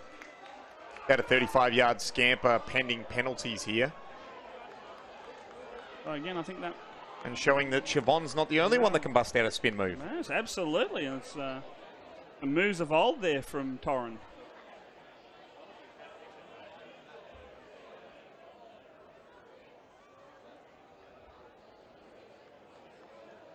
In fact, that's been called on Siobhan.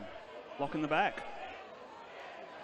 At the 22, so the Vipers will take over. Still a first down, but will take over on the 30-yard line. First and 10 at the 30.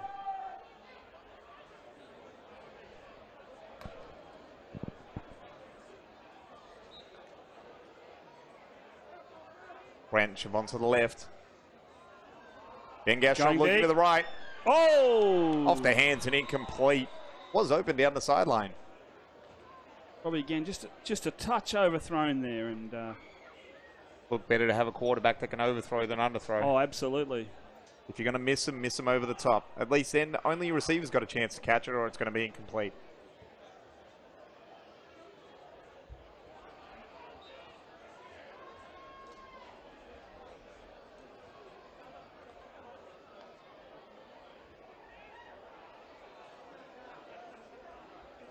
Four receivers again. Brent Siobhan into the left. Oh, Benny Gastroff taking it himself. A 9-yard rumble. And we've seen that a bit more from Ben Gastroff this year. So after a ACL injury during the 2012 season and the National Championship campaign, it took a while to get the operation done. And now that Ben's fully healthy on that knee again. Yeah, he's certainly still got the brace on it, but certainly more confident now, tucking and running when he wants to. And let's face it, you've got Benny G coming at you. That's quite a load. So, and in fact, this time he's following Torren Honda, getting the first down. So again, about 3 yards on the carry, and certainly should be enough for a first down. We'll wait for the spot, but both the Honda brothers blocking on the edge there as Brand was actually certainly helping out the refs there and signaling a first down. Close to the formation. Like having your fullback follow 2 running backs. Oh, in fact, we've called it short. So, oh no. Here we go. Yeah, we've got a signal. First down. There we go. So first and 10 on the 20. Yeah, no, definitely, certainly pound for pound, two of the best blockers out there, Torren and Brandt. And just imagine, the backyard barbecues there with Lane, their dad, teaching him how to block. And in fact, Gracie, one of the stars of the women's team as well. Also, great blocker out of the backfield. Nice little cutback. First and goal upcoming for the Rockingham Vipers. So all of a sudden in this third quarter, Torrens gashing them up the middle.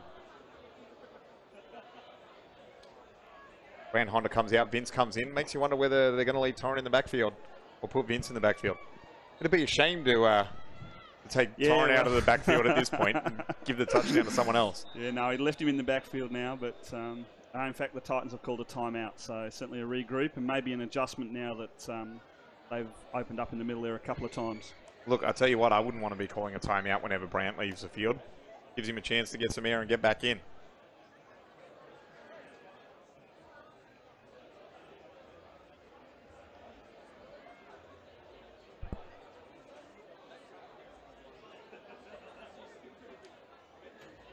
So the brains trust of the Vipers there, Benny Gastroff and Lane Honda having conversation.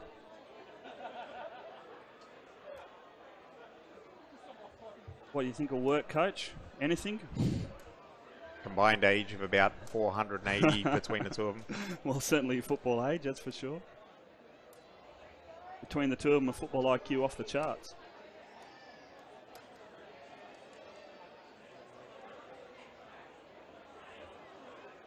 Siobhan using the timeout as a bit of a dancing opportunity. Keeping you entertained here on our live stream, he is. Certainly one never to let an opportunity go astray. Got to stay loose, don't you? Oh, I'm sure that's what it was. Yep, absolutely.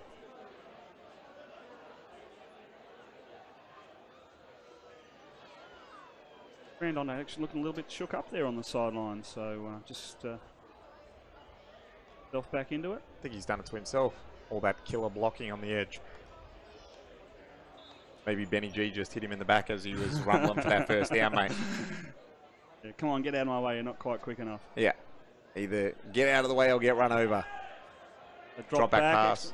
Oh, the quick slant again, straight to Siobhan, wide open. And what dance moves are coming up ahead?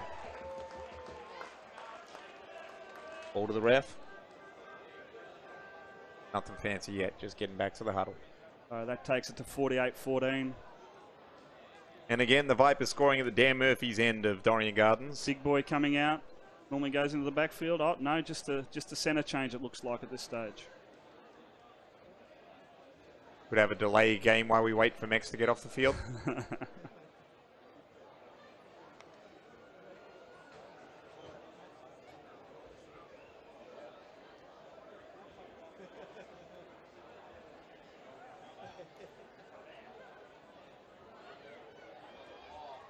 Corner out again. No, he's out of the back of the end zone, unfortunately. And let's be honest, that's about the third time that we've had an overthrow to that corner of the end zone on a similar play there. So it's open every time, but we've missed it every time.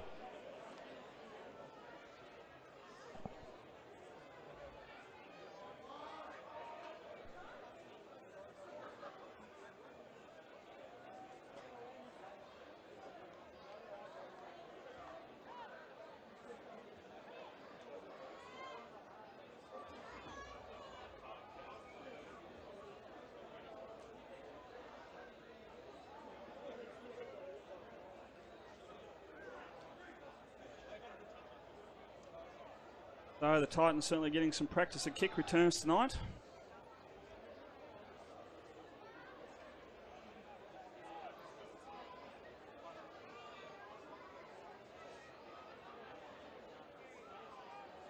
Still great numbers in the crowd here at West Bowl 23. Gridiron West community getting behind all the guys out here putting on a show. I've got to say, a big thing this year has been the Women's League and what it's brought, and it's certainly created a lot more community, and a lot of girls still here, even ones that didn't play today. So certainly enjoying the football and certainly enjoying the sport. So we've got a touchback, so the Titans will take over on the 20. If there's one thing I've learned about women's gridiron as well, it's that some of the women can outdrink some of the men. And there's evidence of that out here in the crowd tonight. I might find that out a little bit later when the Blitz women get back to the clubhouse after this game to celebrate their win. Inaugural champions of the Women's League. But I think the thing's been really good. You know, there's been 5 teams this year, which is absolutely fantastic. And as I was saying earlier, about 150 girls have actually participated across those 5 teams. We were mentioning earlier that there's rumbles the Vipers will be putting in a women's team next definitely, year. yeah. I think there's certainly a lot of interest down there, and I think they're being forced basically at gunpoint by the Vipers women down there to say, you got to get as a team and we want to take the field. So, and that wraps up the 3rd quarter as we move into the 4th.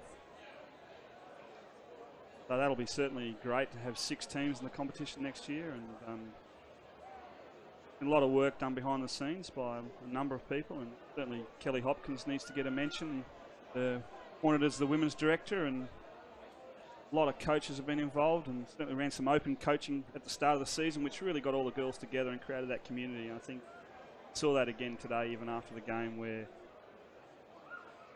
both teams were certainly happy for each other. And now into the Raiders campaign. So they're certainly looking forward to taking themselves against the rest of Australia.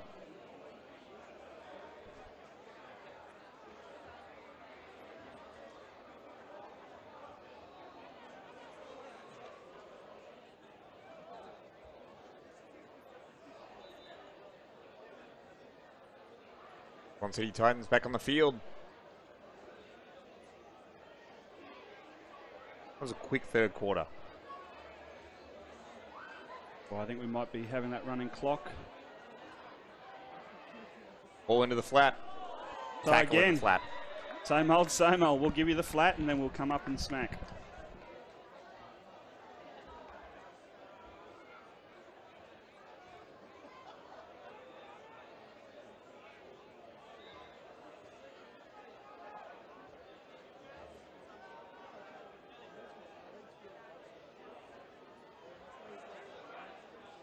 The Titans in their spread offense again. Ty Henry back in shotgun. Drops back. Goes to the slant. Caught. Immediately taken. Just short of the 1st down marker, so they'll bring up 3rd and about 1.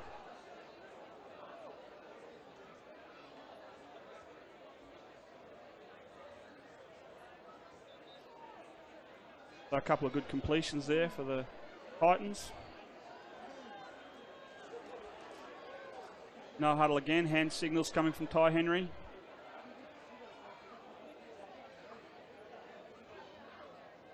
Drops back.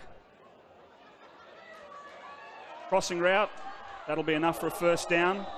Takes another big hit. So the Vipers again letting the Titans receivers catch it and then coming up and hitting them. Calling for a medic, so it looks like he's gone down quite hard there.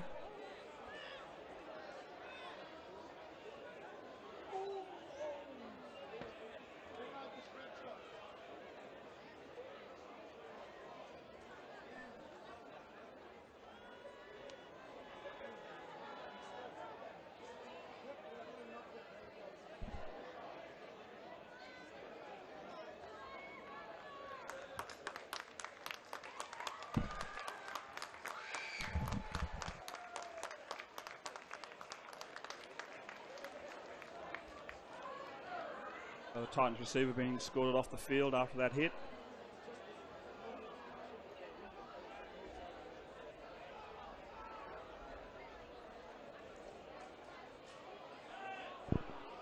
But still got enough for the 1st down, so Ty Henry brings his troops out again. Red formation, Ryan Otten's in the backfield. Jack Taylor split to the left.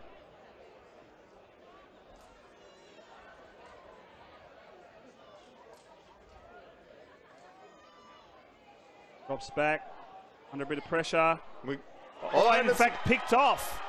And this might be returned to the house. Oh, in fact, no, brought down. So that'll, unfortunately there, pick the wrong man out. And we've got Viper ball, 1st and 10 from about the 10. First and goal opportunity for the Rockingham Vipers, and we don't need to give them short field, do we? In fact, yes, you're right. It's been spot on the 9, so that'll be 1st and goal. So, yeah, what looked promising there in that first couple of downs. And we've got another injury on the field now. Looks like to a Titans offensive lineman.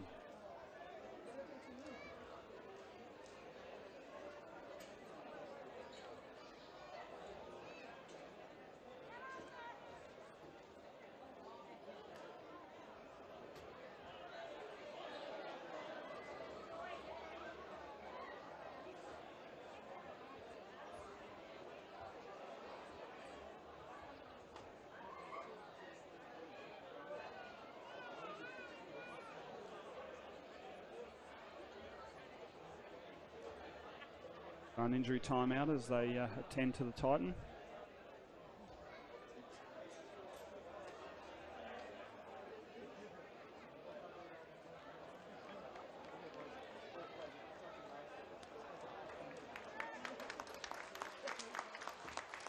And the crowd claps in appreciation for the players that volunteer to come out here and put their body on the line every weekend in Gridiron West.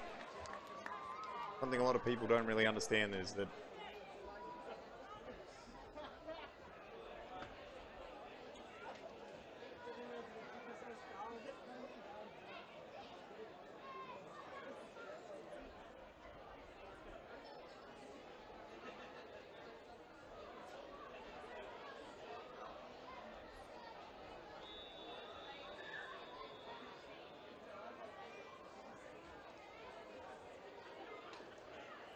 the Titans have called another timeout. Didn't like what they saw. by the way, if you've been watching the game in live chat, we are taking your input on who the Gridiron West Bowl MVP will be at the moment as well. So if you got any votes, send them on through. They'll probably be ignored, but you can send them through anyway. And unfortunately, me or JR are ineligible. I have seen votes on my commentary being the MVP at the moment, and I thank you for that. Shorty kick, it's always got my back.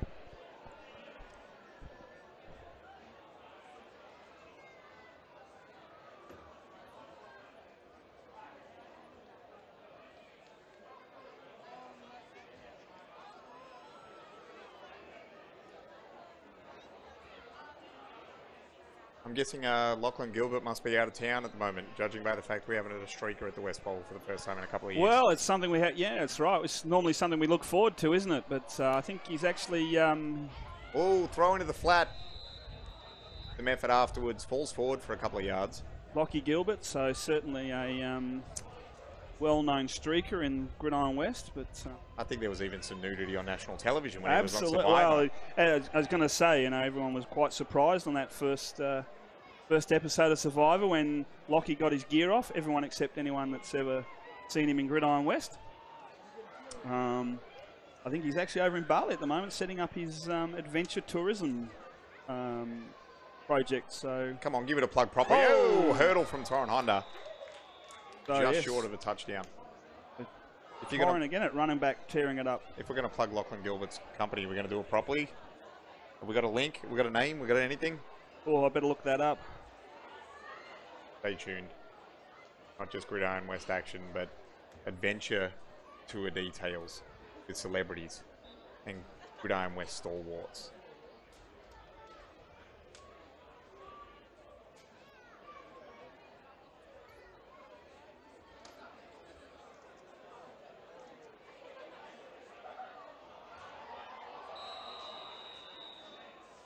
Incomplete pass in the end zone there. Looks like the defense also had a chance at that one. So 4 Elements Adventure. So look that up and hook it up, and Lockie will look after you. So I did have a conversation with him only last week about a group that I'm taking to Bali, and a team building group, and he was talking about abseiling and canoeing and kayaking and mountain biking, and I said, Lockie, I said, let's just tone this down a little bit. Hammocks. Corporate group. All looking for yoga and hammocks. Ball into the end zone. Incomplete. It's certainly, if you're looking for a bit of a adrenaline adventure, Lockie's your man, and I'd look up that 4 Elements Adventure. And Lockie, you know my address to send the $50. Thanks.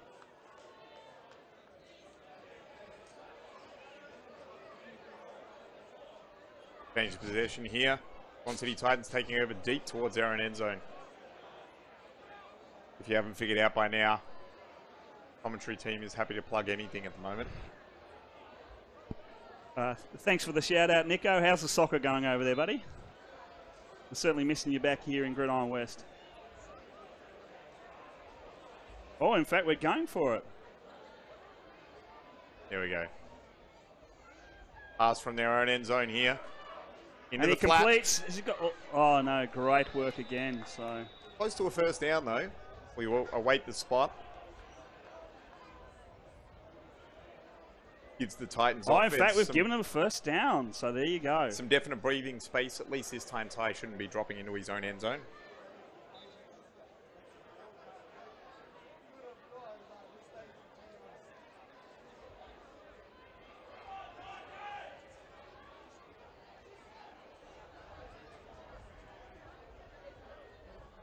Drop back pass. Looking left, scrambling right. Into the right again, flat. We've got a bit of room. And First another time- first down. First time we've seen a broken tackle from Yeah, the Vipers absolutely, secondary, yeah. so And that's big back-to-back first 87 downs. again. Big 87. So this time he got over the defensive back. We have a vote for Max Bethel's recent mullet Oh, that he got for Australia Day. mullet, He's MVP at the moment. That needs to be submitted along with Mitch Kavanagh's mullet to the Australian mullet site. Something about those Raider boys and their fascination with mullets. Gridiron West not only known for great football, but great mullets as well. Drop back pass, scramble to the right. Again looking to the right flat. Another Again, complete. completion. And another first down for the Swan City Titans. Oh, the Titans on a roll here.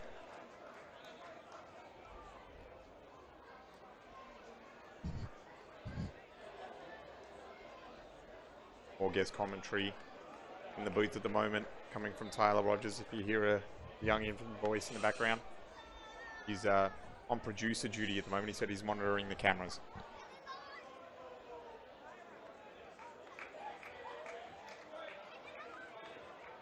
So long time GW coach Michael Kerr on the line. He's just moved to Queensland and looks like Hollywood's already claimed him as one of their own. Throw into the right, left this time, incomplete and in the dirt. Good source tells me Mike Kerr might have actually reffed a game over in Townsville today. So I'd like to apologise on his behalf to the players that had to experience that. But at least if he's reffing, he's not arguing with them. Titans up to the line quickly. 4 wide receivers again. Ty obviously seeing something he likes, sending out the signals to his receivers.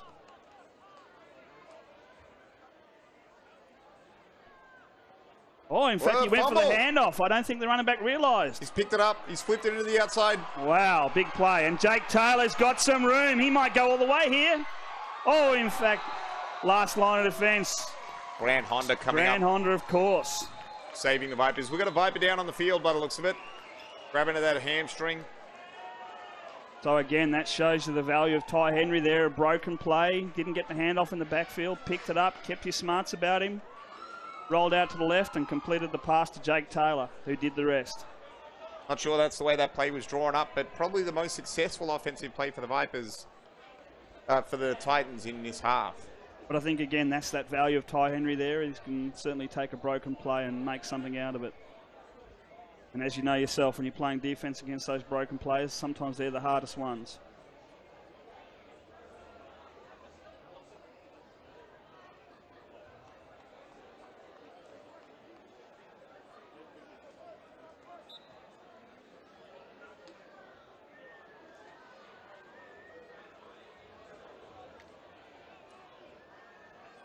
So Mike Kerr telling us he didn't ref today, so that's he got out of that one. So Let's see if they can feed Taylor again. Might have done a bit too much cardio on that last play, but he's still Ty Henry's favourite target. and has been all year. Signals out to the receivers on the right. Signals out to the receivers on the left.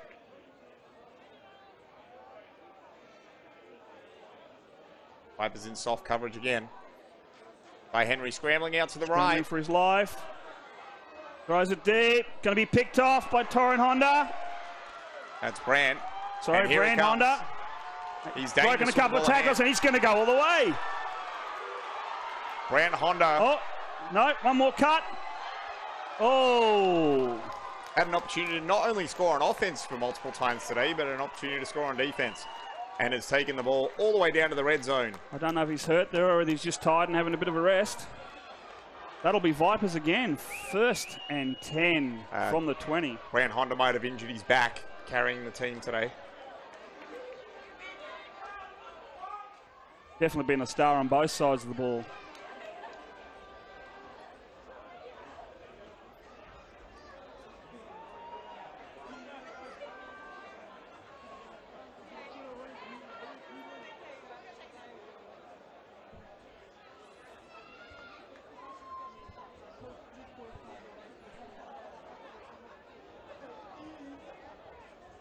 So a heartbreaker there for the Titans. Looked like they actually got a roll on and might score again. Look, they drove from like their own 5-yard line all the way down to the Absolutely. red zone just to have that happen. Benny Gastroff drops back. First play. Vince Villancino wide open in the end zone, and that's a touchdown. That's got to be a heartbreaker. So the Vipers hit a 50 burger here in West Bowl 23.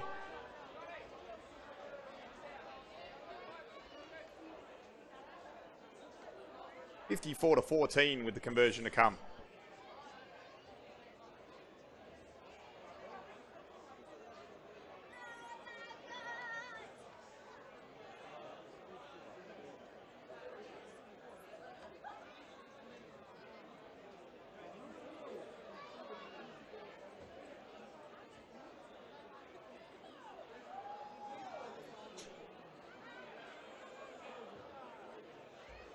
Drop back pass looking to the left.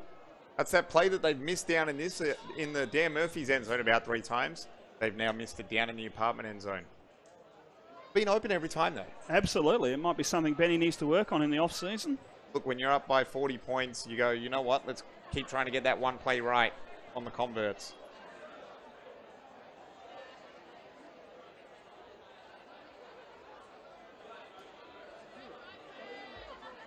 So a few votes coming in now for Honda for MVP. And not surprisingly so, scored the first 2 touchdowns of the game.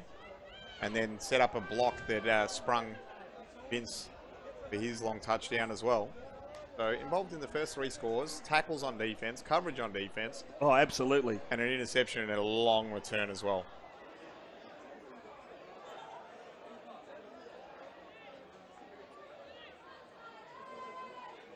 Coach Kev being mummified up in the commentary booth at the moment by technical cords going everywhere to keep our stream up going.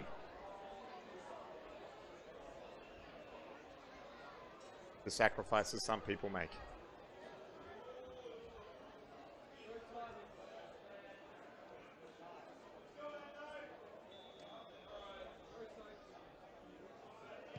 Oh, another nice big kick. Nice and high. Get some hang time. Got some momentum on the return though. Oh, Lecky's got broken through. Ankle tapped on about the 40. Looked like he might have busted that one there for a second. He did split the first line of the kick coverage. Caught that with a full head of steam.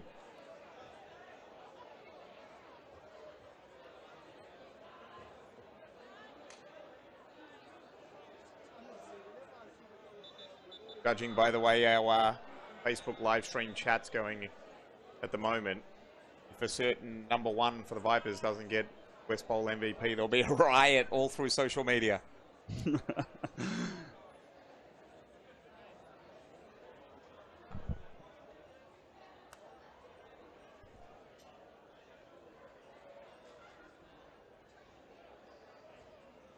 So we must be heading deep into the 4th quarter now.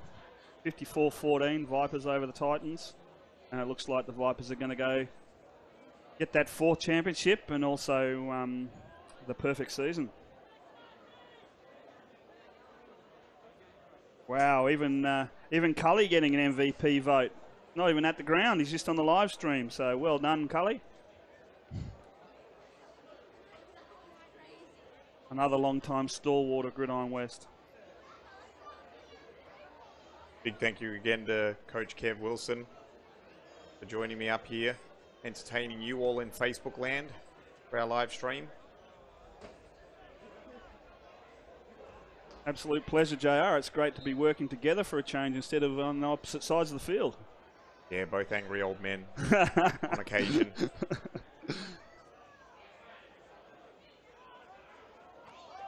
Dive up the guts and bodies to the ball. So certainly the Viper D-line not giving up at all.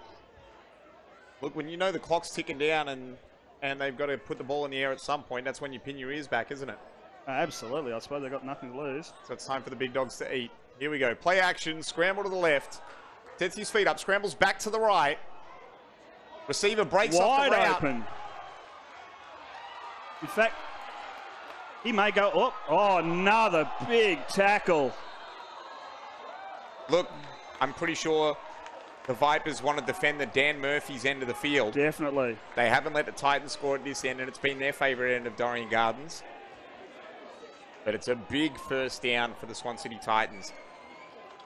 Cornerback just didn't realise the receiver broke off the route to help Ty Henry there. So Ty initially scrambles to the left, works his way back to the right, and as he does, the receiver goes, you know what? Scrambling quarterback, no need running a fly route 80 yards deep. I'm going to break it off. Absolutely. And the corner just kept going. Yep, no, great work. Great work coming back to his quarterback to give him an option. Cully, I've got another idea for you, mate. Segway football. The Segway Football League. That's right down your alley. Older, slower, fatter. Another dive up the middle from the Titans. Trying to keep that pass rush honest, I'm guessing, at the moment. Just mix up a little bit of run. Yeah, it's interesting. Yeah, definitely trying to slow down the pass rush. Probably trying to protect that knee there. Ty Henry certainly toughed it out in the second half.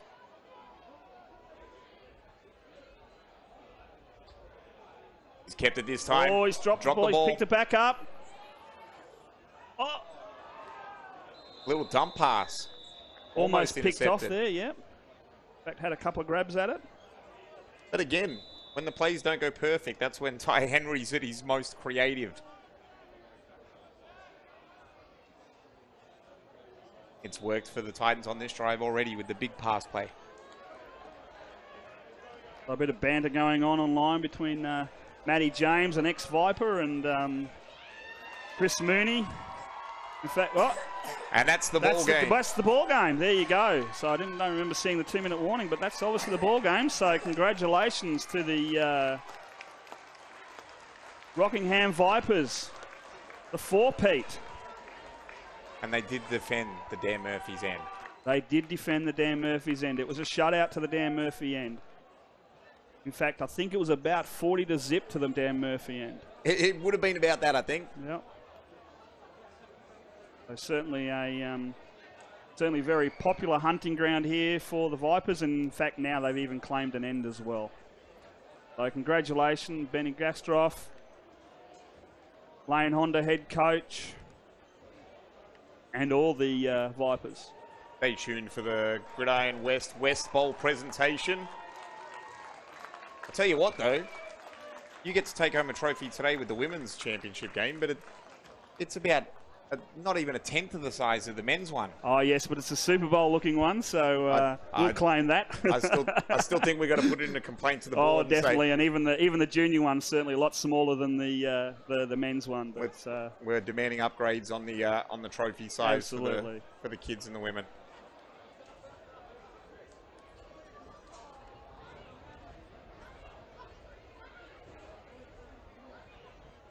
No worries, Hollywood. Thanks for the shout-out, mate. It's been a pleasure. The presentation's going to be about 10 minutes away, I reckon, if you see how many handshakes the Vipers are going to do when they cross the field. Swan City Titans with great player numbers in their inaugural season. Yes. I think they ended up with about 65 registered players, and add to that the women. So fantastic.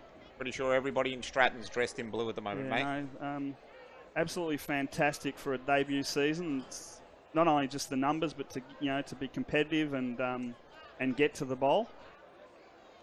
There's some Gridiron West veterans sprinkled amongst some rookies as well. Yes, so certainly. Some player transfers. Great mix. Out to the ghetto of Stratton.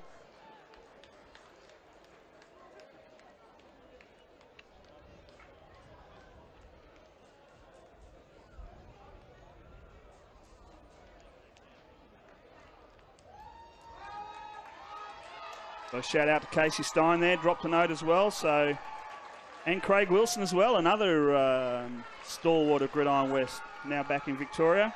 Probably trying to do some scouting for the I'm sure he will be doing AGL. some scouting. I noticed he was named as the head coach of the men's AGL. So Victoria allowed back in again after XXIII recently. So yes, Craig Wilson absolutely. getting the gig over there. Yep.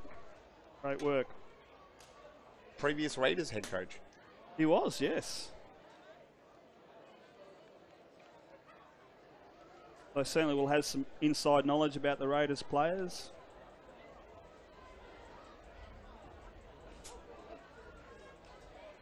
Yeah, so you don't see that too often where both teams fill whole sides of the field in the shaking of hands.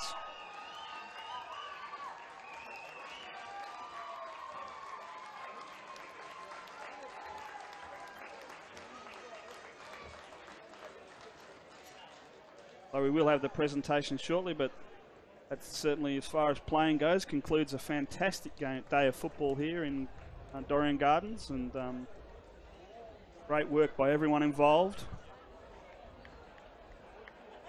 I thought well officiated today too, JR, all of the games. Yeah, look, the refs had a bit of a fun time in the third quarter, but besides that, it was a fast-flowing game.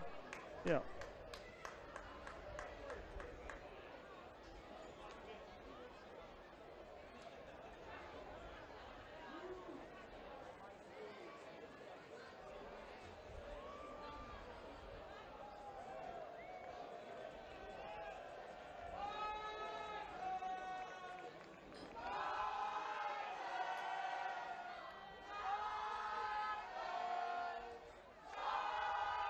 So the dancing certainly starting from the Viper boys and the chanting, and there is a loud Vipers chant happening at the moment from the grandstand. Partying late into the evening, I'm sure, and in the early morning.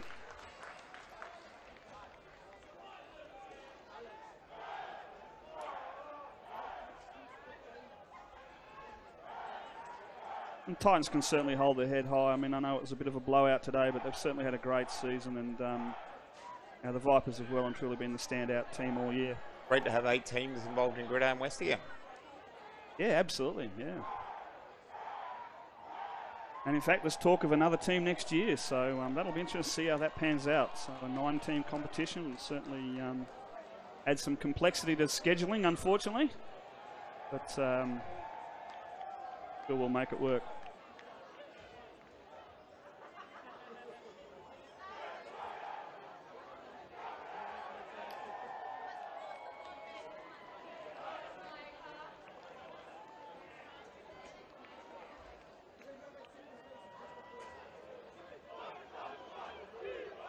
And look, there's not a big lull in gridiron action here because, as we said, both the men's Raiders team and the women's Raiders team will begin their preparations for national championships.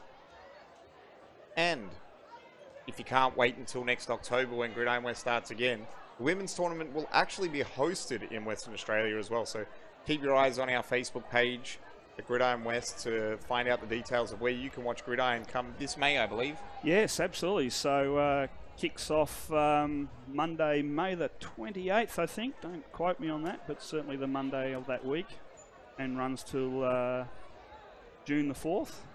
But in fact, before that, we've actually got the North-South Junior All-Star game. So that's been resurrected from a couple of years ago, and that's down at Cottesloe Rugby Club. Yeah, on the 24th. After a couple of years hiatus, we get to see the teams from the north of the river take on the teams from the south of the river. For those of you who aren't from the West Coast, everyone talks about north of the river and south of the river. The beautiful Swan River here out in Western Australia, and that's how we break up our teams for the All-Star game, and have done for a while. So this year, with the juniors not having to prepare for a national championship, they get a chance to still have an All-Star festivity and a representative chance when the North takes on the South. So that will pit the West Coast Wolverines, the Westside Steelers, the Claremont Jets, and the Perth Broncos. Yep, that's the North. Versus the Rockingham Vipers and the Perth Blitz, and the Curtin Saints joining them. So that'll be a good game. Certainly a lot of both junior Raiders and also some Outback players amongst that. So certainly be a high quality game on the 24th down at the Cottesloe Rugby Club.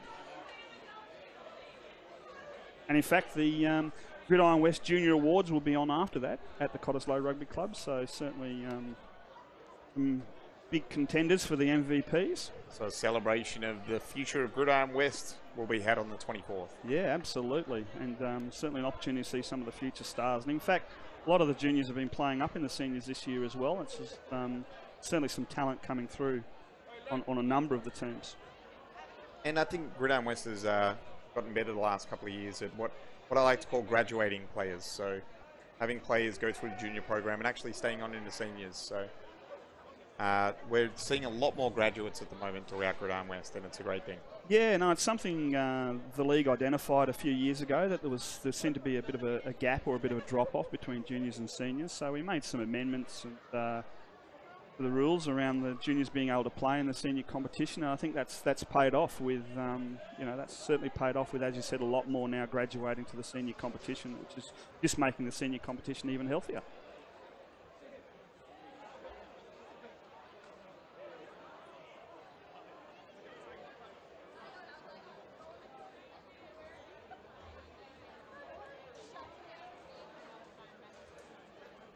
We're just awaiting the Swan City Titans to make their way over for the post-game ceremonies at the moment. Yeah, so League Vice President Dougie Stewart down there trying to get it organised. This stage struggling to get the Titans from the sideline. Vipers certainly keen to get that trophy and start celebrating. Some are already getting out the moves. And, from what I see, the trophy's already made it halfway to the Vipers huddle anyway. Yeah, it looks like it might be already in their huddle, that's right. Just sitting on the grass, ready to be lifted. Certainly spent some time in Rockingham over the last 4 years, that trophy, so... I'm pretty sure Benny G hasn't even dusted off the square where it sits in the lounge room, mate. He knows exactly where to put it when it gets back home because the dust is still settled all around it. And it looks like the Swan City Titans are making their way over now.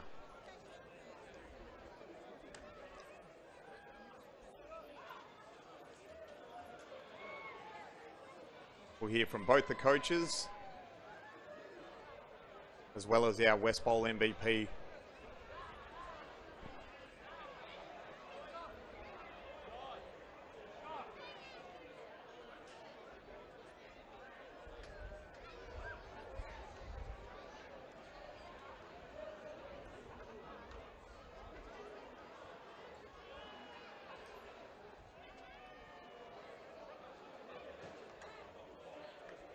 I'll be interested to see if we have any Vipo retirements after this fourth win. I did hear some rumours, there was a few guys, but every year they seem to bring them back out. The magnificent Gridiron West trophy.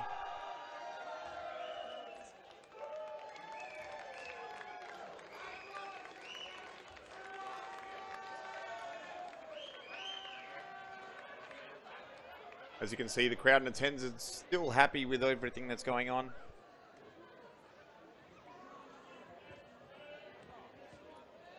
Okay.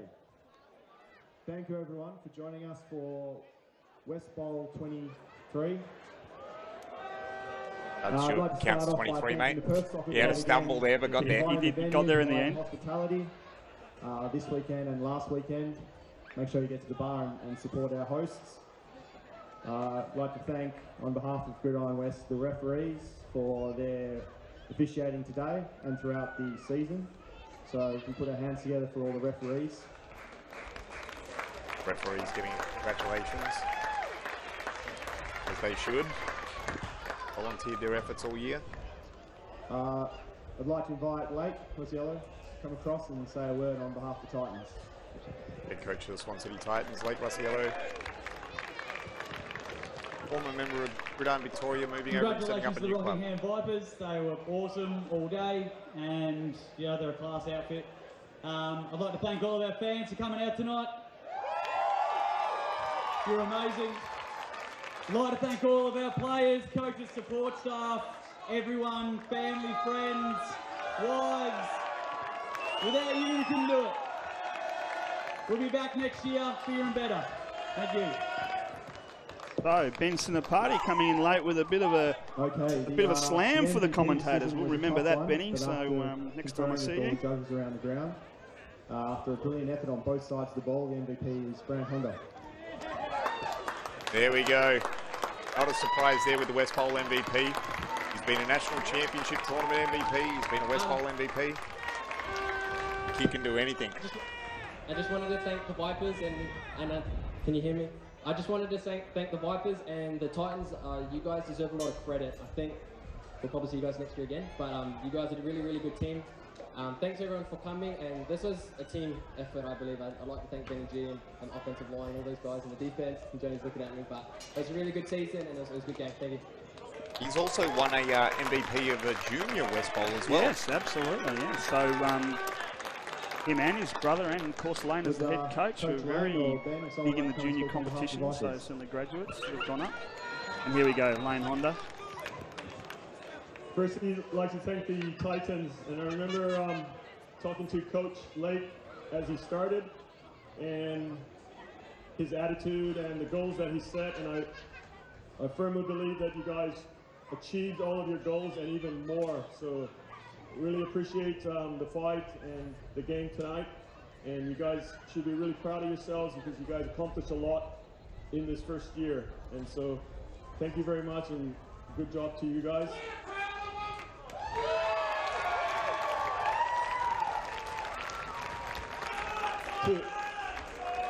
To the Vipers, we made history tonight and really, really proud of that. I stand here as speaking to you, but I know that the backbone of the Vipers is the captains with Brian, Johnny Leilua, Benny G, and Lanu. And really the backbone is Johnny Leilua, Benny G, and Nate. And I really appreciate Nate for his help and for the senior players.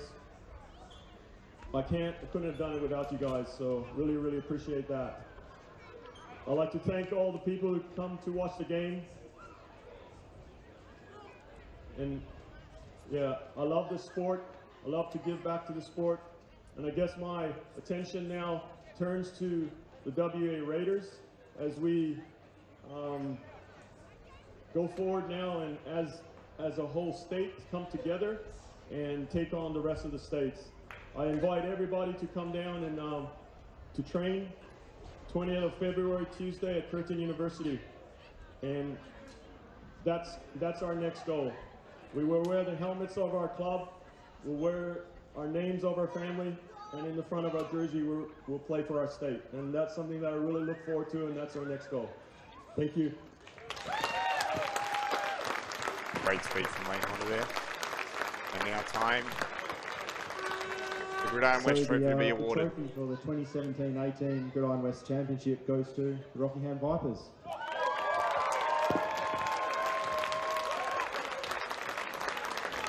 There we go, Benny G accepting the trophy.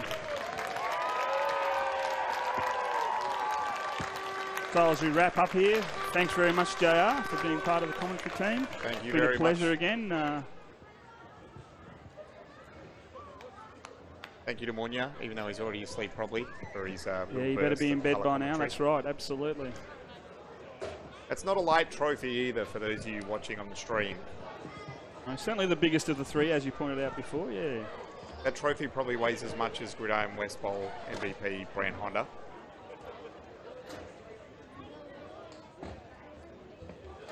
So certainly a shout out to all those that got online and watched the live stream. We hope you really enjoyed it. Again, we apologise for commentary, but we hope you really enjoyed what you saw, and I'm sure we'll see a lot of you in the AGL competition, which also will be live streamed. For those of you watching from other states, beware of the WA Raiders in both the men's and women's comps. If you've seen anything going on at Dorrien Gardens, you know you're in for a scare.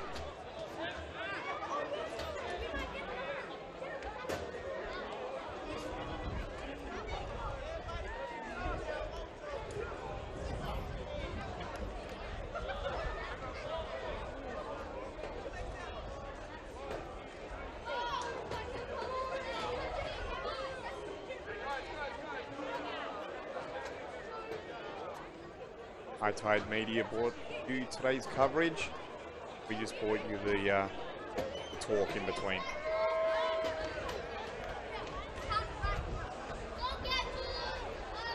Yeah, so a big shout out to High Tide. Great job today. Fantastic.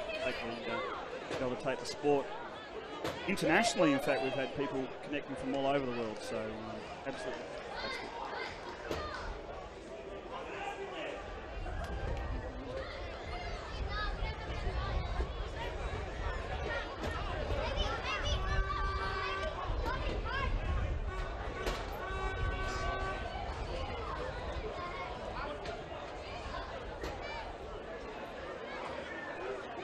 We bid farewell from Dorrien Gardens, home of the Gridiron West Finals campaign and West Bowl 23. It was West Bowl 1 for the women's today as well. Yeah, absolutely, and 13 I think for the juniors. So there you go. So, yeah, absolutely fantastic. You never know, we might get called back to help with commentary for the AGL. I expect it, mate. I think Hollywood's gonna rampage if we don't get the gig. Oh, absolutely. We're the only people that are going to mention him this many times. No, definitely. Nearing midnight over there for the boys. Oh, not so much in Queensland. Sorry, they don't have the daylight saving because it fades the curtains.